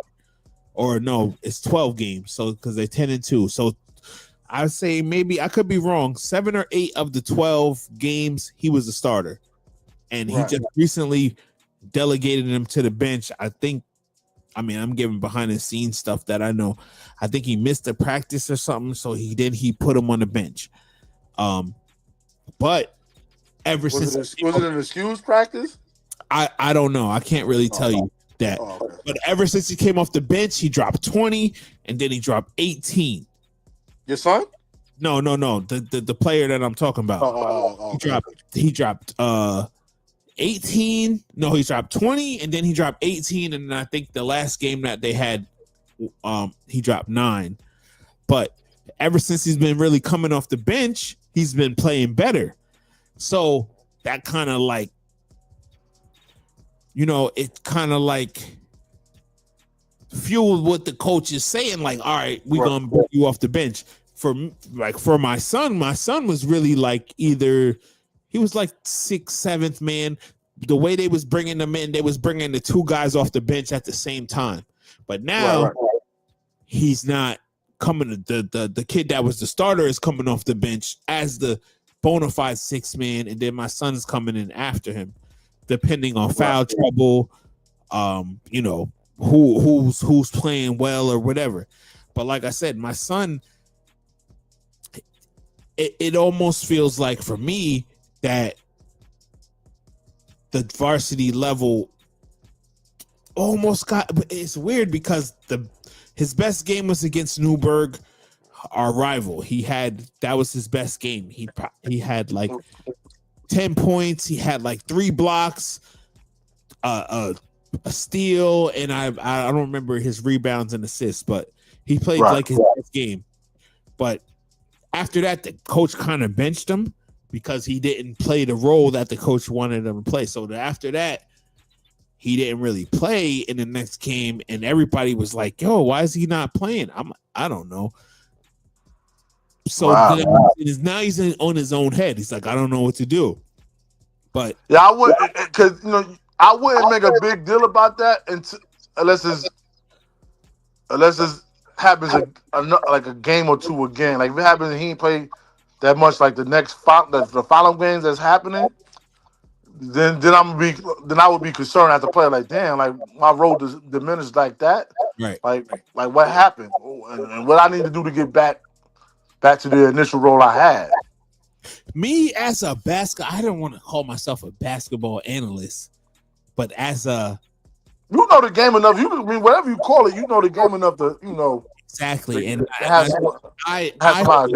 bro, if I was on the bench, I wouldn't have I wouldn't have gave him that much. I would have took him out for a lot of the stuff that he was doing. Right. So like I'm not, and like I was saying to him, because my best friend is one of the coaches, and he goes to the JV, but he doesn't coach the varsity. And I'm just like, yo, bro, I'm not one of them coaches. Like my uncle was like, yo, why you don't talk to the coach and say this? And I said, nah, man. Nah, we not doing that. We earning our shit. We earn our shit off our play. We earn our shit off you make the best of your opportunity that you got. Bro, we not doing that. Right. You know what I mean? Yeah, you got my son had to deal with that this football season. You know what I'm saying? Like he put up some solid numbers, but they kind of featured the other back. But when my son got the opportunities to make plays, he did, and so they had no choice but to give him the ball more, because initially they wasn't. But initially the first few games he was getting maybe like 4 carries, 5 carries, but out of them 4 or 5 carries, 2 of them shits he was breaking them. Right. So that's like, then we gotta give him the ball. So those increased to like 10 to 12 carries. My son only had like 60 carries this year for like 700 yards. That's crazy though. You know what I'm saying? That's crazy. So he had like 200 carries. He had like 200 carries. He would have had like 2,500 yards. Yeah, that's like 9-10 yards a carry. It was 12. 12. Shit. Yeah, 12 yards a carry. He had 12 touchdowns. Fuck. Yeah, so sounds crazy. Right. So he had, and then the whole offense, because you had studs all over, but he made the most of that. And that's the same thing with your son. Just how to make the most of his minutes. Right. You know what I'm saying? And as far as him with the minutes are concerned, not the minutes, but the stats, it don't always have to be points. You can impact the game rebounding, assists. Bro, that's what I'm saying. You don't, because he's not necessarily a scorer. Like, he's a playmaker.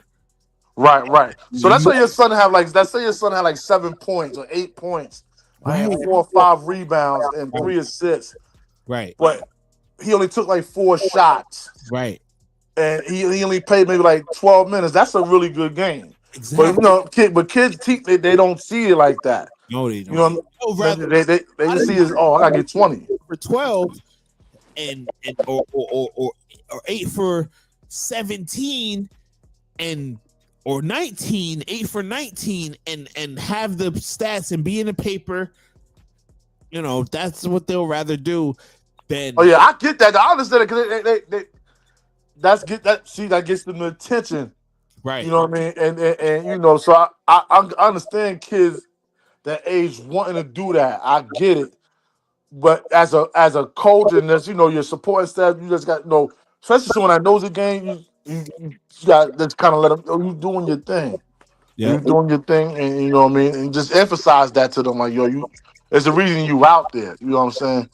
And you just got, if you want to increase your role on the team, just continue to do you, and then just let the golf. You don't want nobody else to get hurt or nothing like that, Yeah. or somebody, you know what I mean. But I mean, let's say somebody do get hurt, you take your game to. That's when you take your game to another level as well, or their something like coach, that. I feel like their coach is somewhere in the median between a Bobby Knight and a Coach K. Like he's not no players type coach. He's from our Right. he was the coach when I played. Like I mean he cut me, so I can't say Right. I played. So you know what I'm saying. But when I was trying to play, he was the coach. So he's been there over 30 years. Oh, 30 he's been there for a while. But years. then a coach that's been here long, he's hired until he retire. Right. I think that he's gonna retire soon, either this Right. year or next year. But that style of coaching, now Bobby Knight is a great coach, and Coach K's a yellow too. Yeah. People don't realize he'll get in your face. But that style of coaching, you know what I mean. You can't really coach, especially with the top kids, because a lot of the top kids they'll leave that and they'll leave your ass in a heartbeat. You know what I mean. So it all depends on, you know what I mean. So my son is saying, I think I should be going to, because you got, first of all, you guys AU coach in his ear. You got his trainer in his ear. Yo, they supposed to be running plays for you. What's going on? Yada this and that. And I'm like, yo, we don't run. We play. We earn. Like right. One thing is, you on the squad. This is your first year on this squad. Most of the players that are taking more shots or getting more playing time than you, they were on the team last year. Oh yeah. So that's there go your answer right there. Because if your son moved up from the JV team, and most of the guys that's the core players were already on varsity, right? The coach is going to cater to those guys. I mean, as a coach, I would do the same. I would do the same thing.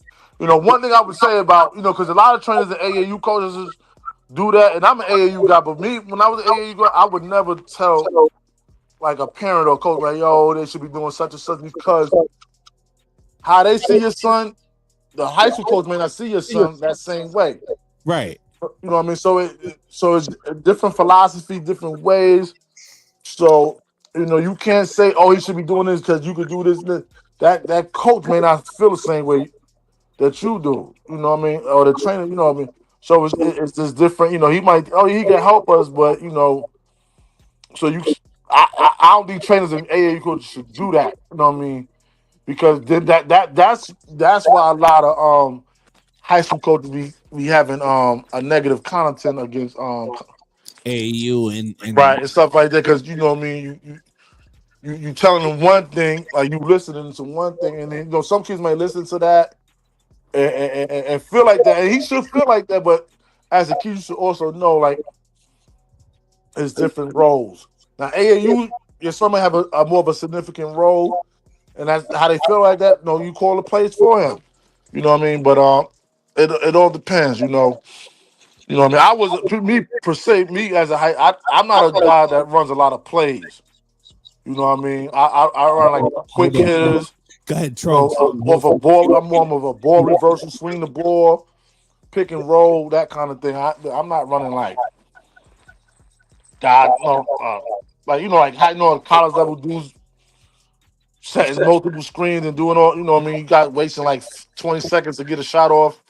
It's too much for kids, for one, to comprehend a lot of that stuff a lot of the times. So I try to keep it simple as much as possible.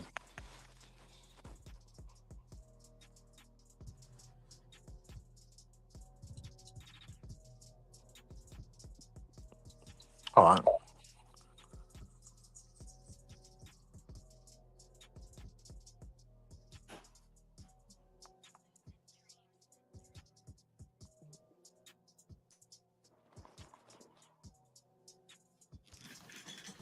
My bad. No, I'm back. I just Are had you good? You good? I didn't realize you. You got to go. No. I had to open the door real quick for my son. Okay. Yep. Yo. Yeah. So what was you was no, but what you're saying was exactly. So it's like I said, man, a lot, but also I didn't even expect to get into this type of talk, but this is where it went. That's all good. Also, you know, a lot of these players are in his same class, so he feels like, you know, Oh, they are? yeah. So it's like 3 players in his same year of, you know, class, his same class. Right. The two, like both of them, 3 of them was on varsity last year. One got moved up to varsity last year. So, and he didn't get moved up, so he was upset about that. But now, you know, they're all getting more time than them. They're getting more. They got a longer leash. Like he can make a turnover, they can make a turnover, and he'll get. He coming out ASAP. Right. Okay. Right. Yeah. But you know that's all part of it, bro. Like it's not. That's what I'm trying to explain to him, bro. I'm trying to explain. Right. He got to realize he don't get the same. I mean, I tell my players, and I learned this from my older coach. You know what I mean? Basketball is not a democracy. Right. Everybody's not going to say the same opportunities as each other. You know what I mean? So, you know what I mean? So that's just everybody's not going to get the same amount of shots. Everybody's not going to get the same amount of minutes, and everybody's not going to get the same opportunities to make mistakes. Yep. And it seems like your son is in that situation where he can't afford to make many mistakes. Yep. So with that, so he should have that mindset when he in there. Is like, yo, I got to be efficient. I can't do this. He should already know that. You know, I know it's tough, but that's the mindset he should have. Yep. So when he's in there, you know what I mean, and he's doing what he's supposed to do, he'll play more. Now, if you go in there and mess it up a couple times, you know your coach ain't happening. You know what I'm saying? Then he should already know that. Like, oh damn, I got 2-3 turnovers. I'm out the game, so I can't afford to have 2 turnovers. I can't afford to miss 2 or 3 shots. You know what I mean? You know, my first 2 or 3 shots I shoot, I gotta make them. Right. I gotta make them because that's gonna get me on the floor more. If I don't make them, I'm probably coming out. You know what I mean? Oh, I got a rebound. He just, that's what I'm saying. He deferred too much, bro. Like, and like I said, I don't want you to take a wild shot, but I don't. No, that's gonna hurt. That's probably gonna hurt his situation even more. Right.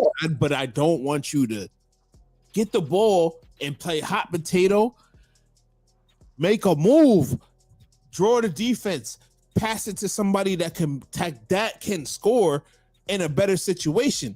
You playing hot potato, passing it to somebody that's in a worse position, that's not helping the squad. That's on offense. I felt like, now this is maybe my bias, you know what I'm saying? Because that's my kid. Right. But I feel like he's probably the best defender overall that they could have, because his length, right, his quickness, and just his overall understanding on defense. But the last game they played, the one kid was going right at him and he cooked him.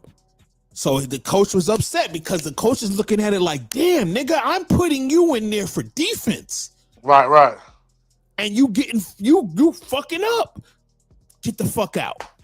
And I seen him yelling at him on the sideline. I meant to ask him what he said, but I forgot. I didn't even ask him. But yeah, so like that's the thing. It's like, yo, bro, when you in there on defense, one thing I'm gonna say about on defense, I want to see your son play, because one thing, if he's a good defender and the guy was cooking him, did your son make the necessary adjustments? Was he cooking him the same way over and over again? Then that's a problem. For one, because you didn't try to switch him, you didn't make the adjustment to try him to do something else. And that's when the coach would be probably trying to tell him to do. If he's going right all the time, force him left. Yeah, I mean, I tell you because I had 2 kids at the game and I was paying attention to the kids. So like I'm paying attention to the kids, and I think my wife was calling me, and I missed some of it. So, but my man's was sitting in the stands, and he looked up, he turned around and looked back at me like, "Yo, what's he doing, man?" I was like, "Oh, I missed it." Right. Yeah. Right. But as a defender, when somebody, like for example, if somebody, like if I'm coaching and a dude on the opposite team hits two straight, hits threes, you better, and you ain't got your hand up, you better close out on him, make him a driver. Not, and if he get another shot up with his hand out in in that kid's face, you coming out. Yeah. Because you got to close out tighter, make him put the ball on the floor. All right, you got to do something. Got to change. Right. You know what I mean? Or send him to help. Send Right. him, if Right. it's the zone, send him to the strong side. All of that type of shit. Like I understand that, and he, Right. he knows that type of shit too. Like Right. his But thing. sometimes, I mean, because if you play, listen, if he playing D, right, if your son playing D and he contesting shots and the kid make it, that's not bad defense. Right. No, I get that. I get that. Right. Now, if the kid is just going past your son every time and he's getting a wide open look, Yeah. then that's a little different. But then shouldn't the coach try to put somebody else on him? Like the one when they was playing up in the Nowheresville, the kid had a nice handle. The kid had a nice handle. Bop, bop, bop. Get to the basket. Get that shit out of here. Right. So it's like, yo, if you could go past me, but I'm still punching it. Right. It's not getting you nowhere. You know what I'm saying? This kid was getting to the the most recent game. He was getting to the basket, drawing the foul, and that's what the coach is upset about. He was saying, "Yo, you playing too handsy." So right. You gotta adjust to the ref. If you see the ref is calling it tight, right. you can't keep being touchy feely because you're gonna put yourself in foul trouble. Yeah. You may not think it's a foul. That's another thing. Players gotta adjust to how the refs is calling the game. So if the refs if you hear 2 whistles or 3 whistles in like a 30-second time frame, that should tell you the coaches the refs is gonna call it tight. Yeah. So you gotta defend a different way. You can't reach or you can't probably body him as you may want to. Things like that. So you gotta kind of adjust to the refs. That's something I tell my players all the time to avoid getting foul trouble. Yeah. Adjust to the refs. See how they calling the game. Because they calling it tight and you reaching and they calling the foul. Well, I told you to gotta adjust to the refs. You know what I mean? Oh, they not letting us play. You know what I mean? Yeah, you gotta play different. You gotta adjust to it. You know what I mean? As a coach, you gotta adjust to it, and as a player.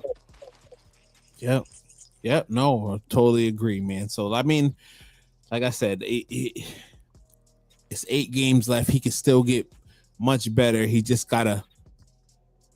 How many minutes he played? Like, what's the average of minutes you think he played per game? I say it's what high school? It's like 32 minutes. It's 8 minutes a quarter. 8 minutes a quarter. He's probably getting like 14. That's not bad. It's about half the game. Yeah, because he's playing like quarter.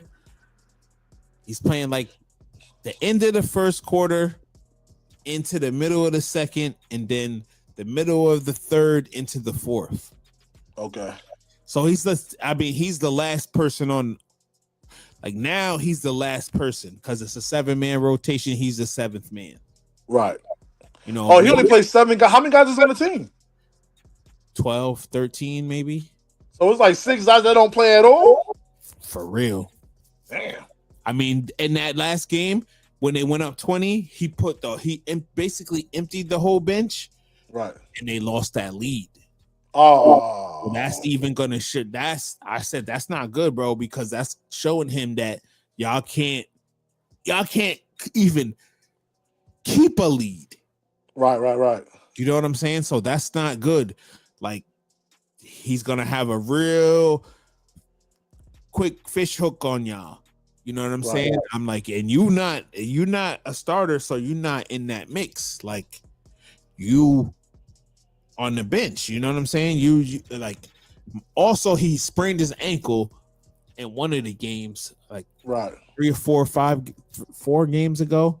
So those games where he sprained his ankle, they was up a lot in those games. So I was like, yo, that was the games where you was really could have really got a lot of burn and Right. did your thing and got more comfortable. But you was on the bench. You didn't play. You was hurt, and then you didn't play one game. So also that plays a factor too. You know what I'm saying? So Right. So let me ask you this. I don't want to hold you up too much, but let me ask you this. Your son, he about 6'2"? It's about 6'3", man, maybe 4. 6'3"? That's maybe 4. That's bro. pretty good size. How well does he handle the ball? I feel like in AAU, but then this shit, he's scared to like dribble and handle the ball.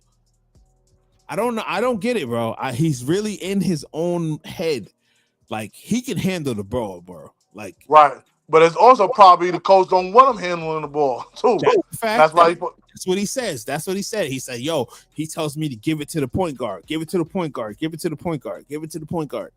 Right. See, one thing, and like I said, I've been a high school coach for a high school coach, AAU coach for the last 15, 16 years. And high school, a lot of high school coaches overcoach. They overcoach. You know what I mean? And everything got to be a play and everything. You know what I mean? I'm a guy playoff instinct. Like, let's say, for example, your son ain't got to be the point guard, but let's say your son, if your son could dribble, let's say he get a rebound. Yep. I want him to start the break. If he can handle the ball, like you say, go start the break and everybody run with him.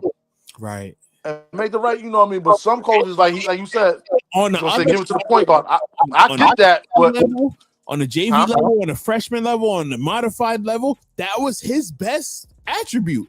Starting the break, getting down court, boom, making a play, whether it's finishing, kick, dishing, or like I said, kicking or making a play for somebody else that's running with him. So right. That was one of his best attributes. But on this level, he's getting a rebound, he's dishing it right off to the point guard, and then it's like they get down to the half court. The point guard is looking at him like, nah, I ain't passing it to you. You about to pass it right back to me. Let me go to him. I'm telling you, Drew, that's what I'm seeing. Right. And the point guard is all state. He's nice, bro. The only thing that's really holding him back is his size. He could go he's nice, bro. What grade he in? What's his name? His name is Max. I don't want to say his name. Damn. Okay. But he's nice, bro. I mean, they all in the same grade. They all in the same year, bro. There's only 3 seniors on the whole squad. Right. So if let's say your son team, they win like the regional championship up that way. Do they go up further to play? With like the PSAL and all that type of stuff, or they go to they go to the not the PSAL, but they go to the public school of like they go to the Final Four. Right, because like if the city team, if they win, like if the PSAL win, they city champions, they go upstate to I forgot where they play at. Glen Falls. Falls, right? They go to Glen Falls. Do y'all go there too? Yeah. Yep. Okay, y'all might just be in a different classification though, because there's multiple classifications. Right. There's more. We AAA. AAA. Okay. Oh yeah, AAA. Okay, got it. Yep. Okay, I think PSAL and the Catholic League are single A. Okay. Yeah, so I think so they, you know what I mean. So that okay, got it. So I'm gonna keep tabs. Continue to keep tabs. You know what I mean. With that, you know what I mean. With your son team and his progress and stuff like that, and just kind of see how he's doing. Because like I said to him, I'm like, yo, do you want to play on the next level? yeah, man, I want to play in college and stuff. And I'm just like, yo, man, you gotta, you gotta demand. Nobody's gonna give you nothing. You gotta demand the shit, and you gotta earn shit, and you gotta take what you want. Right. You can't. He about 6'4". He already got good size. If he's 6'4", he should be dunking it. Like if he really want to be a college player, he should be dunking it. He should be, he got to be able to hit the three. If he can handle the ball, shoot the three, and he got some kind of athletic ability. You know what I'm saying? I'm not saying your son is a pro, but he got pros. He's 6'4". You got pro size. He's not pro. Because he's skinny. He's right. He's I know. Yeah, I know he's not. I'm just saying, but he got the size, and he still he was 16, 17? 16. 16. So if his body's let's say his body, if you work on your body in the weight room and you work on he got the height. That's the plus right there. Shit, bro. I know. You got the height. He got the extendo arms, like right. Bro, he got so the extendo arms. He might have another growth rate. He might sprout to 6'6". You 6'6". I mean, the doctor when we was younger, right? When he was younger, and we took them to the doctor, he said that he's like, this kid is gonna be mad tall. I'm looking at nigga, I'm fucking 5'11", 6 foot. Right. I mean, that tall. This nigga ain't gonna be that. But shit, he said he gonna be 6'5". Yeah, if you're closer to 6'4", you don't stop growing. Yeah. Until like 21, they say. You know what I'm saying? It can happen. I had a kid on my high school team years ago, the same high school with Steph Castle went to. Okay. He was 6. His sophomore year, he was 5'10". His junior year, he was 6'5". Wow. His senior year, he was 6'9". Damn. That kid, then he ended up got him in a JUCO. He had a good 2 years in JUCO. Then he ended up playing at Virginia Tech. Okay. Yeah. So that's what I'm saying. That we didn't think him playing that. I mean, we didn't see that at all happening. Right. But he kept progressing. You know what I'm saying? He kept progressing, getting stronger. Like how you describe your son. The player I'm talking about had the same kind of body build. I'm not saying that your son going to end up being 6'8", but I mean, like I said, the doctors say like 6'5". My son, they say like 6'6". 6. Yeah. That's come on. With that kind of size, and he got a nice little skill set. He just got to keep working. Right. That's all. It's mentality, man. It's right. But it's like he was saying, I should be going to another school and all this stuff. I said, nah, this is and this is something that you and I'm saying is lie. This is something I'm a strong believer in this. If your son has aspirations of playing at the college level, right, particularly the Division I level, right, and let's say next year he goes to the same school and he doesn't have like the numbers that he think he needs to have to get looked at, right? Yeah. You know what I'm saying? Oh, and you're not gonna get. Then you go the prep school route. Do a post grad, right, or reclassify, or go JUCO. If your goal is to go D1, but you can't go D1 straight out of high school, exhaust all opportunities. So if you need to go JUCO for a year or two, there's nothing wrong with that. If you want to go prep for a year or two, those schools are going to take his size. Schools are going to give him opportunity. I'm telling you that. Yeah, I think you can only go prep. I don't know if he's even if he's not D1, if he's D2, you know what I mean? If you still want to play college, because D2 is picky too. Right. That's all.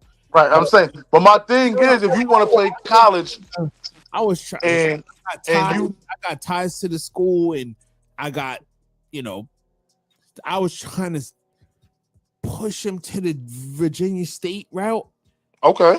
He doesn't understand, like he don't want to go there. He don't understand like HBCU and all. I'm planting the seed for all that stuff now. Like Virginia, you don't like, because Union is a well, State is pretty good, but Union is like They got a lot of basketball tradition there. Basketball tradition, they got NBA players. Virginia State don't have NBA players. Right, but the CIAA is a good league. That league in general for Division II is a really good league. I was like, yo, you don't gotta follow in my whole. You got my Right. name already. You gotta make your own.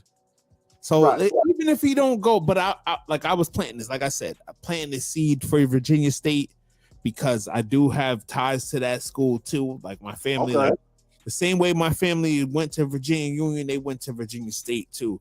So, but. It would you gotta want it, man. You gotta. Right. Yeah, well, bring them to like I mean, if V State has a camp in the summertime, I would bring them there. Yeah, That's how you build. That's how you start building relationships with the coaching staff.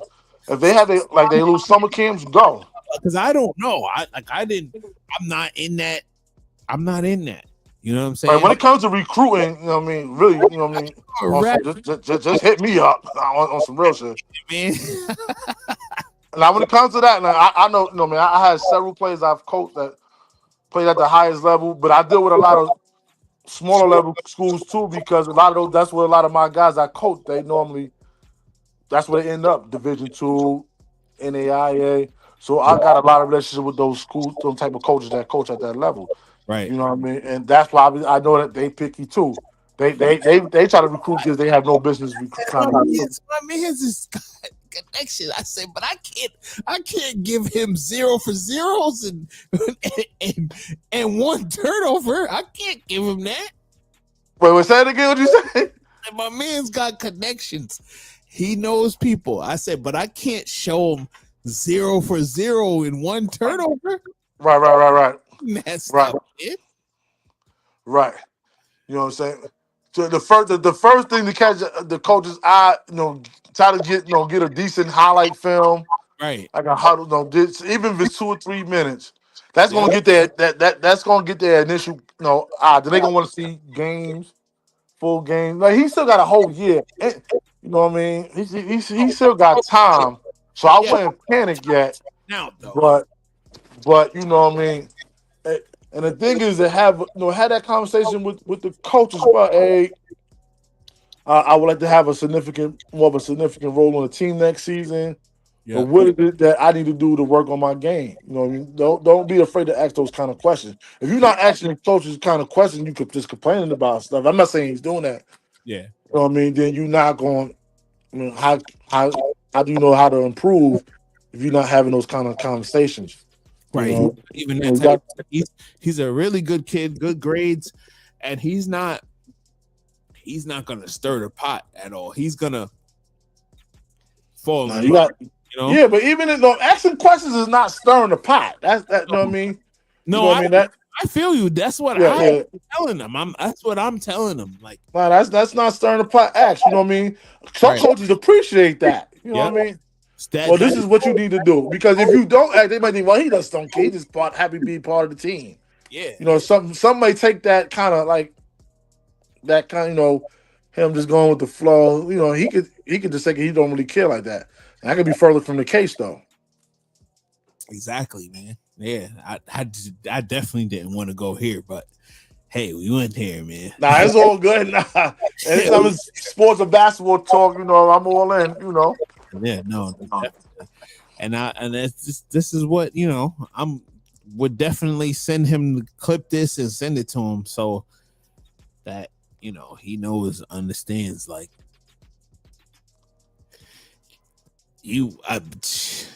like I said, he got the length, the athleticism, like he's been battling with his ankle injuries or whatever, but I mean, dunk. The one thing he got, you gotta have the act. He got the size, so that's a plus. The son, he got a decent skill set, so that's a plus. It seems like he needs to be more assertive. You know what I mean? Like, you know what I mean? So you work on being more aggressive. That's a confidence thing too, though. Yeah. You know what I mean? So he probably has to try to have more confidence that he deserves to be out there. Yep. You know what I'm saying? So you're not getting touches like you feel. What you can do more? He need to probably rebound more, rebound offense more, and go up and get your points like that. That kind of thing. Yeah. You know what I mean? And if you rebound more and you get points, converting the points, coach may that can change some things. You know what I mean? Things like that. Yeah. No, I agree with you. I totally agree with you, man. Yep. Yeah, so Man, we've been on 2 hours. About to get out of here. all right, bro. I ain't gonna keep you on that long. No, it's all good. I ain't got to work tomorrow, so I'm good. I was in for it. Super Bowl Sunday. You doing the show? Yeah, we definitely doing a show for Super Bowl Sunday for sure. Okay. Busy wanted to start doing more. I think we're gonna do another show after the NBA trade deadline. Okay. After all these trades is gone through, when you see Harden is now in Cleveland. Yeah, I saw that. Yeah. Triple J sent over to Utah. What's the other big trade? I'm forgetting. I did see son. What was it with Miami? I thought I saw something. Well, Miami hasn't made a move yet, but I mean, everything is pointing to them getting Giannis. I heard Minnesota going after Giannis too. They are, and Golden State as well. Well, let me say something before we sign off about Giannis and Ja and the Memphis thing. Yep. Let's start with the Memphis thing. They blowing it up. They pretty much gonna tank now because the draft is so strong. I heard you earlier say in the show that is 3 guys that's though there's really 5 or 6 guys. No, definitely. But I'm saying that's who they're gonna focus on the draft, because you easily get like we did a draft show, bro. You fucking killed it. Right. Nipple is killing it this year. Right. All the guys that I was gonna go back to that draft show and clip what you was saying about these guys, because you did a phenomenal analysis of these players from that last draft, man, and they really putting it on. Well, what's the kid on Philadelphia? Edgecombe. Yeah. He fell off a little bit, but that's because there's a rookie wall. Some of those guys gonna hit a rookie wall, right? You know but the other guys, man, they you nailed that like that show. I really, like I said, that's clip worthy. Gotta go back to that, and really showed the analysis that you made on all those players, man, because it really was spot on, bro. Like, right. Yeah, I look for the draft. I love the draft, even the NFL draft. I'm a draft guy. I look forward to those type of things. So, especially the NBA draft. So, hopefully we can do it another one this year. You know what I mean? This year draft to me is gonna even be more exciting. Definitely gonna. I mean, this is because this last one was supposed to be a weak draft, but like shit, a lot of these guys, I see a lot of all-stars, not necessarily all NBA play like. No, but they're gonna be contributors to teams. Right. We're gonna see a few all-stars. We're not gonna see perennial all NBA players. That's like a Wemby, but these guys is solid, man, for sure. Like for Edgecombe, this is the time right now to really make his name, or not even say he already showed, but this is the time for him to really step up with Paul George out. And I think he's gonna do that. I think he's gonna do that because with him out, but he took a step back because Paul George you mentioned, and then Embiid is playing at a real high level right now. He's back to kind of like his old ways. So his talent level is next level. But it's about being healthy, being on the floor, being able to sustain for the 82 games and for the for the whole season. But his talent level he's one of them. Right. Absolutely. I wanted to say this. I feel like I was wrong I mean, just going off this year, I was wrong on a Cooper Flag where his ceiling could be. He exceeded what I thought he was going to give out for his rookie year. He's definitely going to be rookie of the year. Yeah. And like I said, he exceeded having a 49-point game as a 19-year-old and really just given a much more than I expected for his rookie year. So I got to give him definitely. I thought he would do well, but I didn't think he would do this well. Right. Me neither. That's what I'm saying. You know what I mean? But when you got a coach that believes in your business and feels like, hey, we're gonna give you every opportunity to be successful. You gotta just make the most of it, and that's what he's doing. Because some coaches may not put all that pressure on the kid right away, and just kind of blend in with the current team. And he kind of gave him the keys, and he ran with it. He definitely did. You think that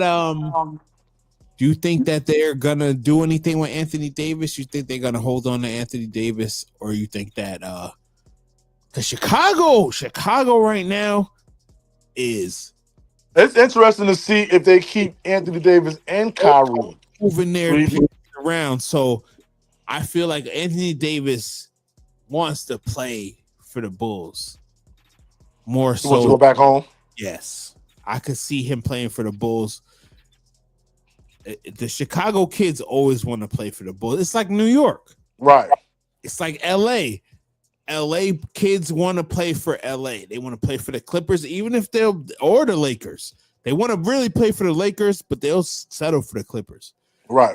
Kids want to play for the Knicks, but they'll settle for the Nets. Right. I feel like the Chicago kids the same way. So we'll see. Right. And Anthony Davis. I mean, I think if he says, listen, I don't want to be in Dallas, I want to move on, I think Dallas will grant him that and try to make the best trade possible they can to get good access for him. But if he doesn't say that, then I can see them keeping him and trying to make something of his team. It all depends. I would try to make something happen. I would try to keep him. Let's just see what we can do with him and Kyrie and Cooper Flag. Okay. Or, I mean, I would think that initially, or I'm gonna ask you this before we get off. Go ahead. My prediction is that LeBron James is gonna go back to Cleveland next year. I've been hearing that. Right. Would you do Anthony Davis for Evan Mobley in a trade? Maybe give them a maybe 2 second-round picks to Cleveland for Evan. Do that swap. LeBron James goes over there. They got Anthony Davis, Jared Allen, Donovan Mitchell, and James Harden. What do you think about that? I don't know, because you just don't know how many games you're gonna get out of Anthony Davis. You just, I mean, if it wasn't an injury, if the injuries wasn't in the conversation, then I would do it. But Mobley is much younger, right? He's more durable, so you could make a championship run with Evan Mobley and the team you got probably right now. Yeah, you know what I mean. I went just from an age standpoint, and Anthony Davis has been injured his whole career. You know what I'm saying? So just that alone, I wouldn't do that. You see that GM from the Mavs, I forgot his name. He might not never get an NBA job again. No, he ain't. Definitely ain't. He's not going. You got to be careful when you do these picks and these trades and stuff like that, because that could ruin your career. Yeah, I think he came from Nike too. He probably who came? Anthony Davis or the GM? The GM, Nico Collins, I think. Nico Collins, right? You gotta be careful. Just like with football, the Vikings fired their GM. You gave up Sam Darnold and Daniel Jones. You know, you put all your eggs in. I understand you put all your eggs in on McCarthy. I said Nico drafting him. wide receiver from the Texans, Nico Harrison. That's Right. his name. Yeah. Yeah, you know what I mean, and he got fired. You know what I mean. So you got to be careful with these trades. Anthony Davis to me is a no because he just how many games he's played this year? Has he played more than 20 games this year? I don't think so. Yeah, no. No. Yeah, no. They were saying I feel like the sometimes the mainstream media oversells certain things. Like they said that I've watched on First Take. I think they were saying, or just ESPN in general. They were saying that the Luka Doncic trade is the worst trade of all time. I said, no, it ain't.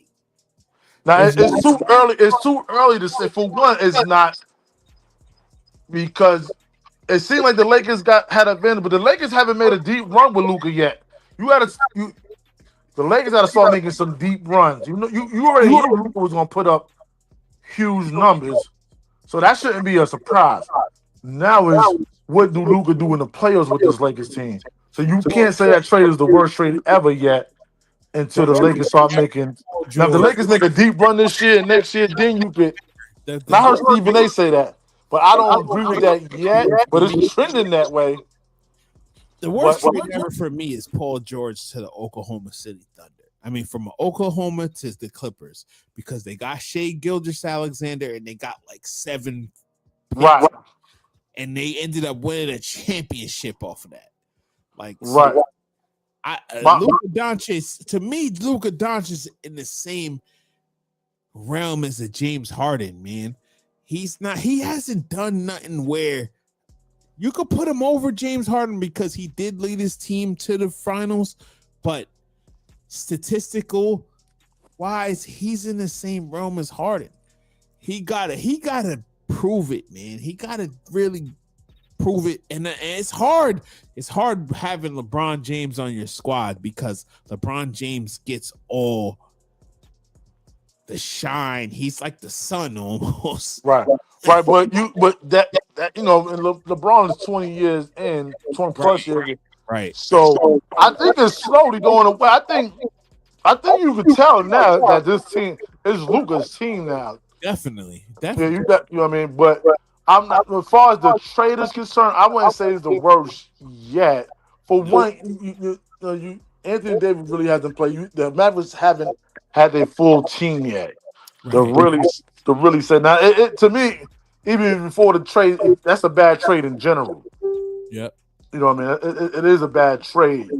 You know what I mean? Just because of Davis' injury history, it's a bad trade. Like, you know what I mean? They should have got way more picks from the Lakers in that. No, the Mavericks should have just said no. Like, nah, we good. I don't care how. Some players you gotta deal with their bullshit. Like Luka, you know what I mean?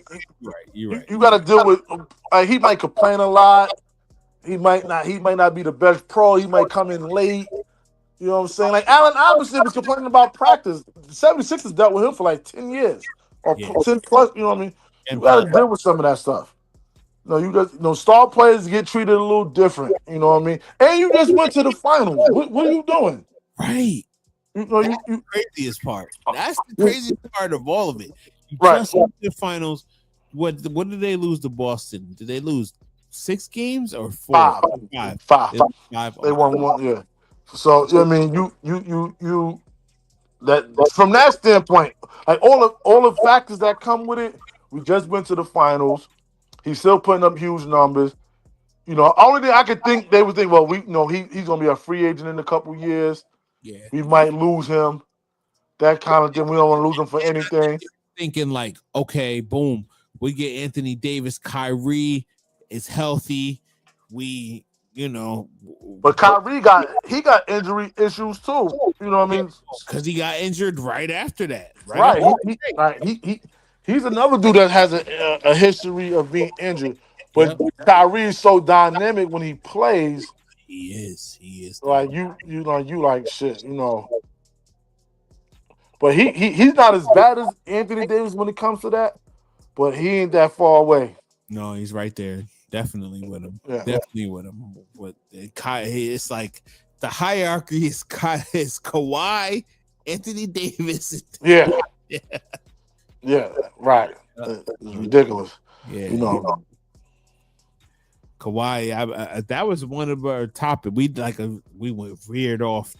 I didn't even keep it, but Kawhi, being snubbed, initially snubbed from the All-Star game, but Adam Silver actually added him to the All-Star game. So yeah, I saw that. Now I was okay with him not making the All-Star game because I think he was averaging like 27 points a game. Yeah, 27, man.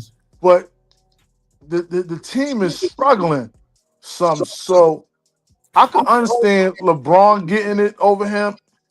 Or Chet getting it. You gotta get Chet. He's a key part of OKC being the number one team in the NBA right now. So he has to make it. And LeBron's LeBron. He's still putting up good numbers, and the Lakers are being they winning. So you gotta put him in over Kawhi. I believe that. To get with the guy Demi from Portland, right? Is that the guy from Portland? Yep. Now that's debatable. Now that them two is Kawhi or him. To me, it was Chet and Denny to see if Kawhi. But like you said, like we were saying in the group chat, Chet is a 7-footer, so it's like, damn, it's hard to not pick him because they need him up there. Chet deserves to be in there. You know what I mean? I'm all in with him being an all-star. But I also think winning has to be emphasized. Because if winning's not there, Michael Porter Jr. should have made it too. And Michael Porter Jr. He's killing right now, but the Nets is terrible. You're right. He didn't make it. Right. You know what I mean? So Stern, back when Stern was the commissioner, pretty much Stern set the precedent of every team, almost every team, because it was I think back when Stern was there, it was 28 teams. Right. So almost every team had an all-star. They don't really do that now, but like that was one of Stern's things, because he's kind of set that precedent, like, yo, I want every team to have at least one all-star. Right. Does to represent the league, and I get that. Right. Somebody representing every single team, Right. I was trying to. Damn, man, I was trying to get this shit. I don't think I have it up though. Yeah, I don't think I have it up. Yeah, man. So I don't know. James. So yeah, it's hard to say right now. Like, I had wanted to. I don't think I have it. The way they broke down the All-Star teams.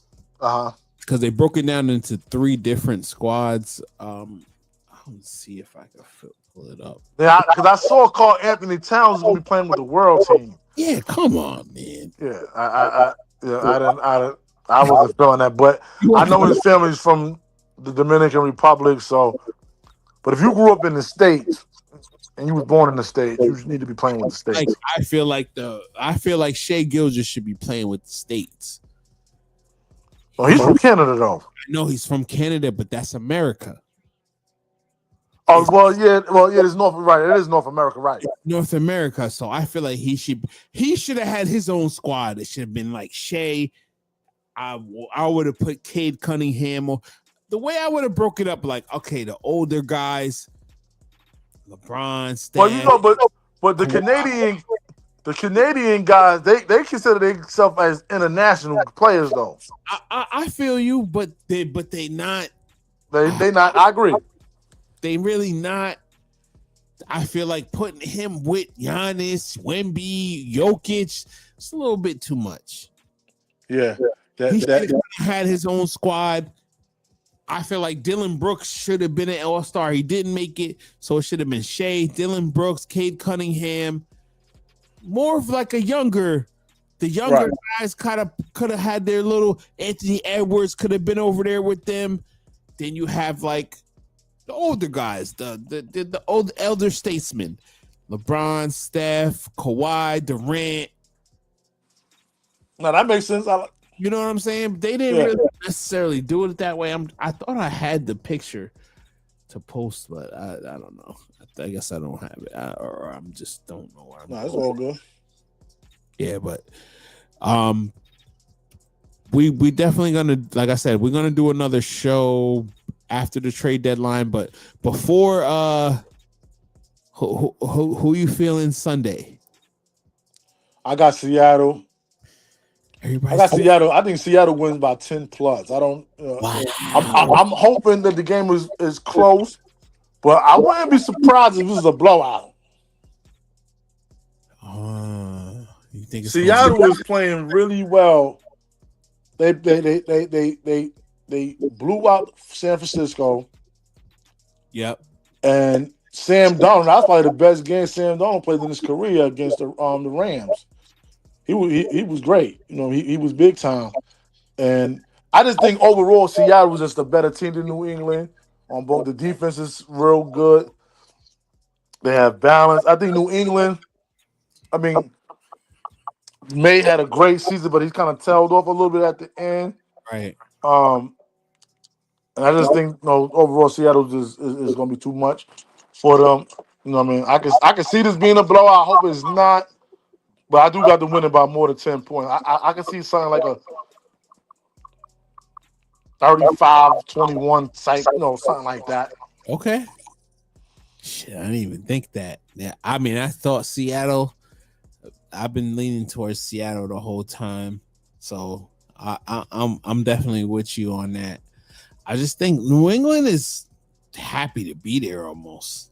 Because it wasn't expected. I mean, you see the turnaround. I think New England would have been happy just going to the playoffs and maybe winning the playoff game. That would have been a great year for them.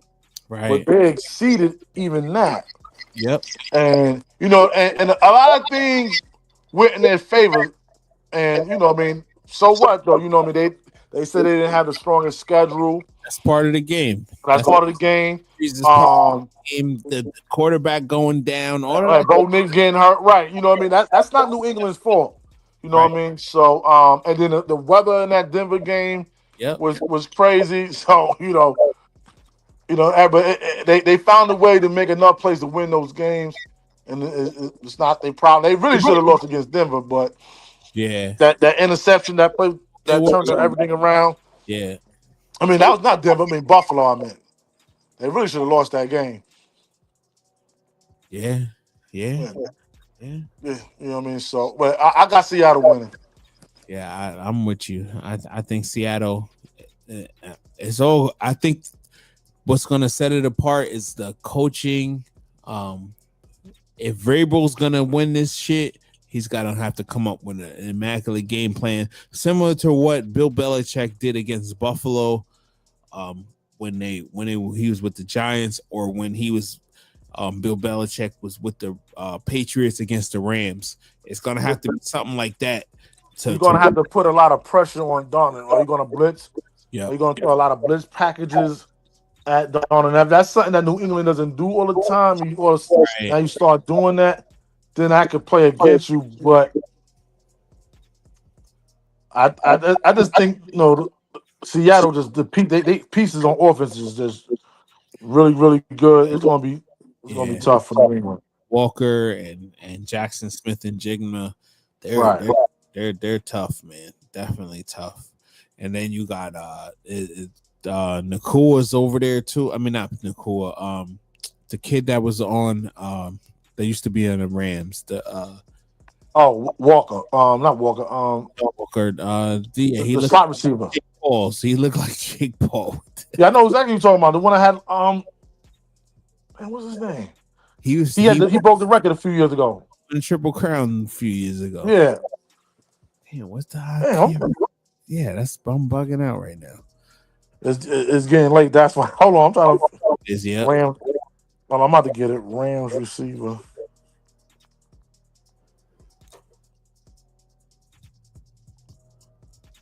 And they don't even got him popping up. But I know Zach. Oh, he's not on the Rams anymore. He's on the Seahawks. I'm tripping. It's definitely getting late. Hold on.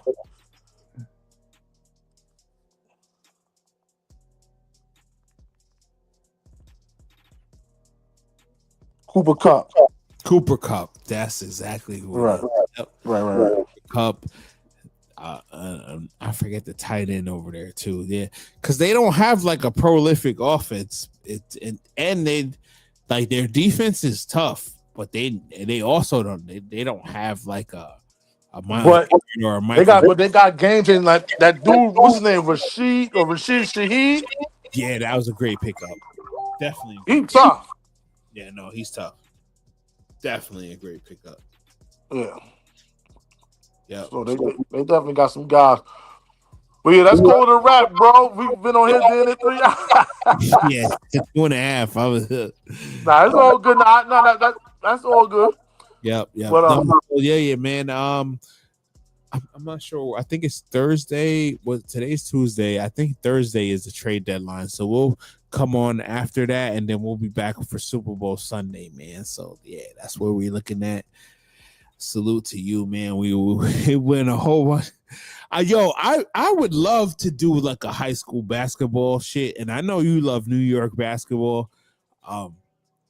Right. If we could do like high school basketball, maybe like Mondays or something. I'm gonna talk to Busy about it, and if you we'll work around your schedule because I know you're hectic right now because it's basketball season.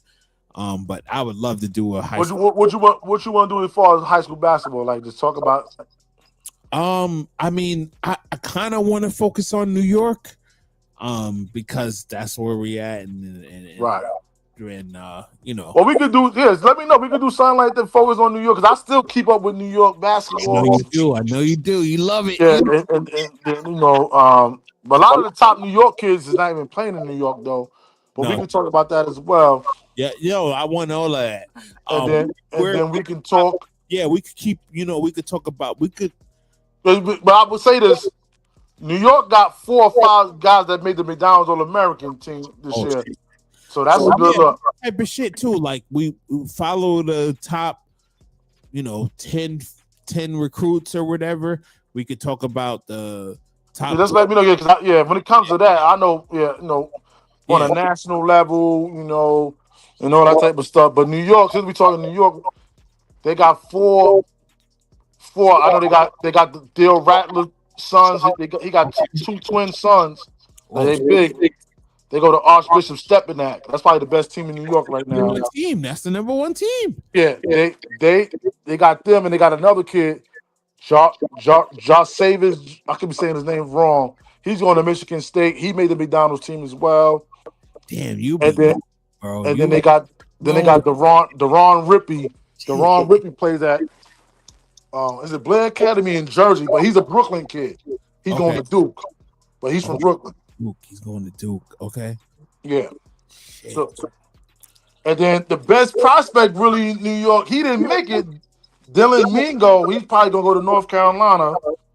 He's like a top 10 prospect, but he didn't make the game. And he goes to Long Island Lutheran. Shit, they ranked in the top 10 too, I believe. Right, Dylan Mingo, he's probably the top prospect overall. Okay. In New York. All right. Yeah, we got to do a whole show on this. This is fire. Definitely. Yeah. And keep let's keep in the loop with that. Definitely. When it comes to that, I'm all in with that. So we definitely talk about that. Yeah, maybe we'll do that on like I don't know. We'll figure it out. We'll talk in the group chat and figure it out. Okay, that's cool. All right. We out of here, man. We'll be back. Trade deadline. I think that's, like I said, Thursday, and then we'll be back Super Bowl Sunday. Sounds good.